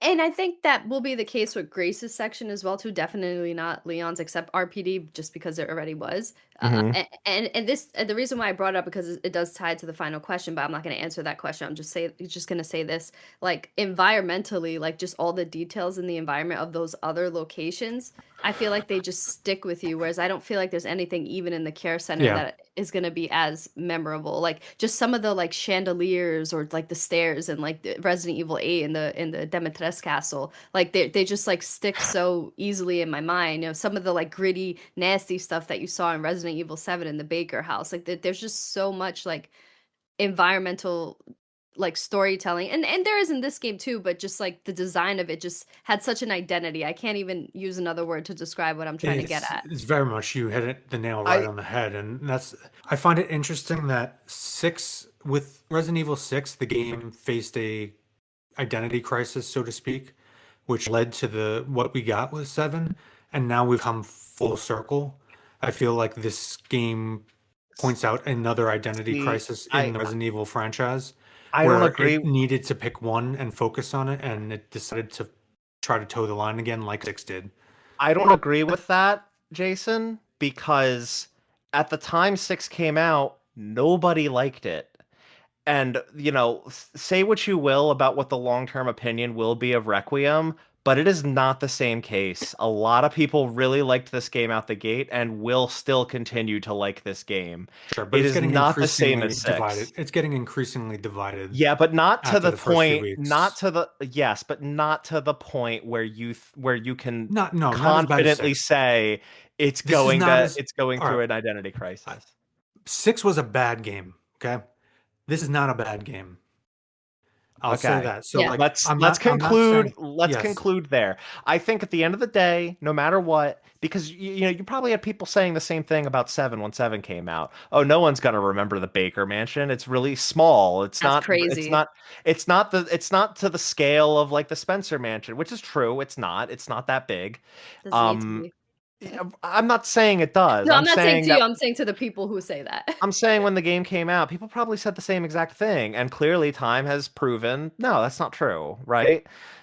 I think we could say the same thing about this, and like you don't necessarily know that it's true. I mean, I played the game through 4 times in the span of like 2 weeks. I remember the layout of everything very well, but it's also fresh in my mind. So And you also played it 4 times, yeah. yeah, like that's what I'm Yeah. saying. It's like, over time, I think time will tell how memorable this game I stands just on its own. I just think it's telling that with Resident 4 Remake, I was very skeptical going in because of how much I love 4, and I ended up playing the game almost twice through fully and on a harder difficulty, which I almost never do, just before we recorded the episode talking Hmm. about that game. Whereas here, once I was done, I felt I was not compelled in the slightest to ever touch this game again. And when I say positives, like this does a lot of positive things with the gameplay elements of games that came before. The problem is just those games that came before did it better already. This Did you game is less. replay This game is lesser than the sum of its parts. It's just Did you replay any of the other ones since 7? Other no, than because ones I've we been playing. replayed for the show? No, because I've been playing. I've wanted to actually. I wanted to go back and play all the Okay. remakes and 7. That is on my list to do just right now. I'm on Okay. another game that we are going to be talking Again, about, and I'm trying to. I'm trying to counter the point of bad things about this I have game played with I have did played it 7 since it apply to the originally other came out. ones as Yes. well? Yeah, like Yeah. Village. Did you replay Village? Did you replay No. No. 3? Did you replay 2? Village is worse than this game. Yes, I agree with you on that. Yes. I'm not Okay. saying this is a At least terrible we game. can end agreeing on Yeah. that. No. What I'm trying to say is that on the Resident Evil tier list, this is mid. Okay. I mean, okay, fine. I find it. So many people are saying this is their favorite Resident Evil Yeah, game, I and don't I'm agree just with like, that. No, that is how? glazing at the up. Yeah, that is the stuff that's really pissed. It's This is what's recency making me bias. It's angry. Yeah, it's recency recency bias. bias. It is Yes. the most polished. Don't get me wrong. It is the most graphically impressive, but by far not the All best. of the YouTube thumbnails, like, oh my god, they've done it. Yeah, that no. Yeah. Okay. Are you guys ready for the final question? Yes, yes. Okay. So we talked about the DLC. We're getting a DLC. It's confirmed. A narrative DLC, a mini game, and like I think something else. I forget. But obviously, we're gonna get another Resident Evil. We're gonna get another mainline game. This game is heavily teasing it at the end. Um, I kind of fear that it's already setting up the protagonist to be Chris again. Mm. Do you guys want that? Would you No. prefer someone else? I'd prefer it be an online MMO RPG. Oh, fuck Personally. off. Man. No, Chris, we had enough of Chris. I think it's time for either us to bring the I girls mean, back or here's the someone thing. Claire. new. Claire seems like the obvious choice. I don't Well, know. I think no matter what, we can't avoid Chris. We can't. He just can't be avoided. He's coming back whether we like it or not. But I think if they do the same thing they did with this game, where there's dual protagonists, which that in and of itself is paying homage to multiple previous Resident Evils. I mean, like the obvious one is 2, but also 0, Code Veronica, these other games in the The past that have first game. had. Yeah, yeah, duh, obviously, Resident Evil 1. Like having dual protagonists, like this game brings that back in a major way. I mean, it also, 5, you can't real you could make an argument for a 6 and each campaign having 2 protagonists, but like there's a long and storied history of 2 protagonists in a Resident Evil game. And I think this game continued that and did it very well by introducing a new person that took a very big leading role in addition to an old Resident Evil character. So I think if the next game is going to have Chris, I would like them to introduce another new player. I think that would be cool to continue expanding this world, to continue expanding the franchise with new faces rather than just continuously bringing back old ones. You also kind of have to, because if they want to keep like that horror vibe going in some of their games, they need someone who's not adept, Yeah. Agreed. What I really want from a new game is for a location to have an identity. Yeah. I I want mean, Ashley Graham. yeah, of He course. really wants Ashley. Of course you do. God. All right. We got Jason, what's the Kwasnicky rating? It was 7. It was 6 out 7 of 10. until midway through. Wait, sorry, what was that? 6 out of 10. 6 out of 10. There are no more red Six or what? no, there were red herbs. There were no yellow herbs. 6 out of 10 herbs. No, there weren't red herbs. There weren't? I thought there were red herbs in the Leon Just green. section. No, it was just green. Oh, that's right. You combined the 2 and the 3. Yeah. I don't know why. That's right, because you got the steroid injection and increased your health this time. Okay, sorry about that. Or med injectors. You get med injectors, which are just healing. Well, no, to permanently increase your health. But yeah, there's steroids, but there's also med yeah. injectors, which are just a full heal. So Okay. 6 what? 6 herbs, green herbs. Oh, just green herbs. Okay, oh, that's boring. Come on, man. You're better than And this. it doesn't help that like there wasn't a very good save room theme. Yeah. It's like I guess it's like the one thing that can save any good or any poor Resident Evil game is a good save room theme. Yeah. Okay. You said Nothing. 6 This is out even of poor. 10? It's still 6. 6 is still above average. It's still a good game. 6 out of 10 Xenos. Decent. And Wesker clones. six Wesker clones. Cool. All right, Delilah, you got anything you want to plug? I actually have a full playthrough of this on my channel. My first playthrough, if you want to see my raw reactions. I usually don't process. I share my thoughts at the end, but I usually don't process my in-depth thoughts until I get here, because then it's redundant. But it was a lot of fun doing that playthrough. Cool. Delilah, you got the plat, right? Yeah. Yeah. Okay. Cool. It was a fun plat, very easy. Yeah, it was. I mean, yeah, I'd say most Resident Evil plats are fairly easy. This was definitely one of the easiest. So yeah. If you liked this episode, somehow you enjoyed listening to this conversation. Hey, variety of opinions, man. Variety of opinions. I know. I mean, it was fun. If you like this episode, though, if you watched on YouTube, thank you so much. Please. Oh, by the way, Delilah's YouTube channel is Assassina San. So if you want to watch that playthrough, we never actually said your Oh yeah, YouTube channel's sorry. I'm name, really so bad at this. it's okay. It's all good. Clearly I am too. Thank you. Assassina-san, if you wanna watch her playthrough. If you watch this, listen to this, and you enjoyed it on YouTube, please rate or like the episode and leave us a comment. Tell us what you like, tell us what you didn't like about the game or this episode. Be sure to subscribe to the channel. And share the show with your friends, family, whomever you know in your life that played Resident Evil Requiem and would like to listen to three absolute crazy people talk about it. If you listened on Apple Podcasts, thank you so much. Please rate and review the show. 5 stars preferred. Tell us what you like. Tell us what you didn't like. And don't complain about any of our takes in that review, or at least not complain about us as people, Like, tell us what you didn't like about our takes, I guess, but, like, don't complain about us as people. Like, Yeah, don't do that. disagree, don't name call. Right. There we go. It's okay. You can call me names. go. Look, Um, I've taken good and bad comments in all our years. yeah, I mean, you've taken plenty of bad comments from me in this fucking episode. Yeah.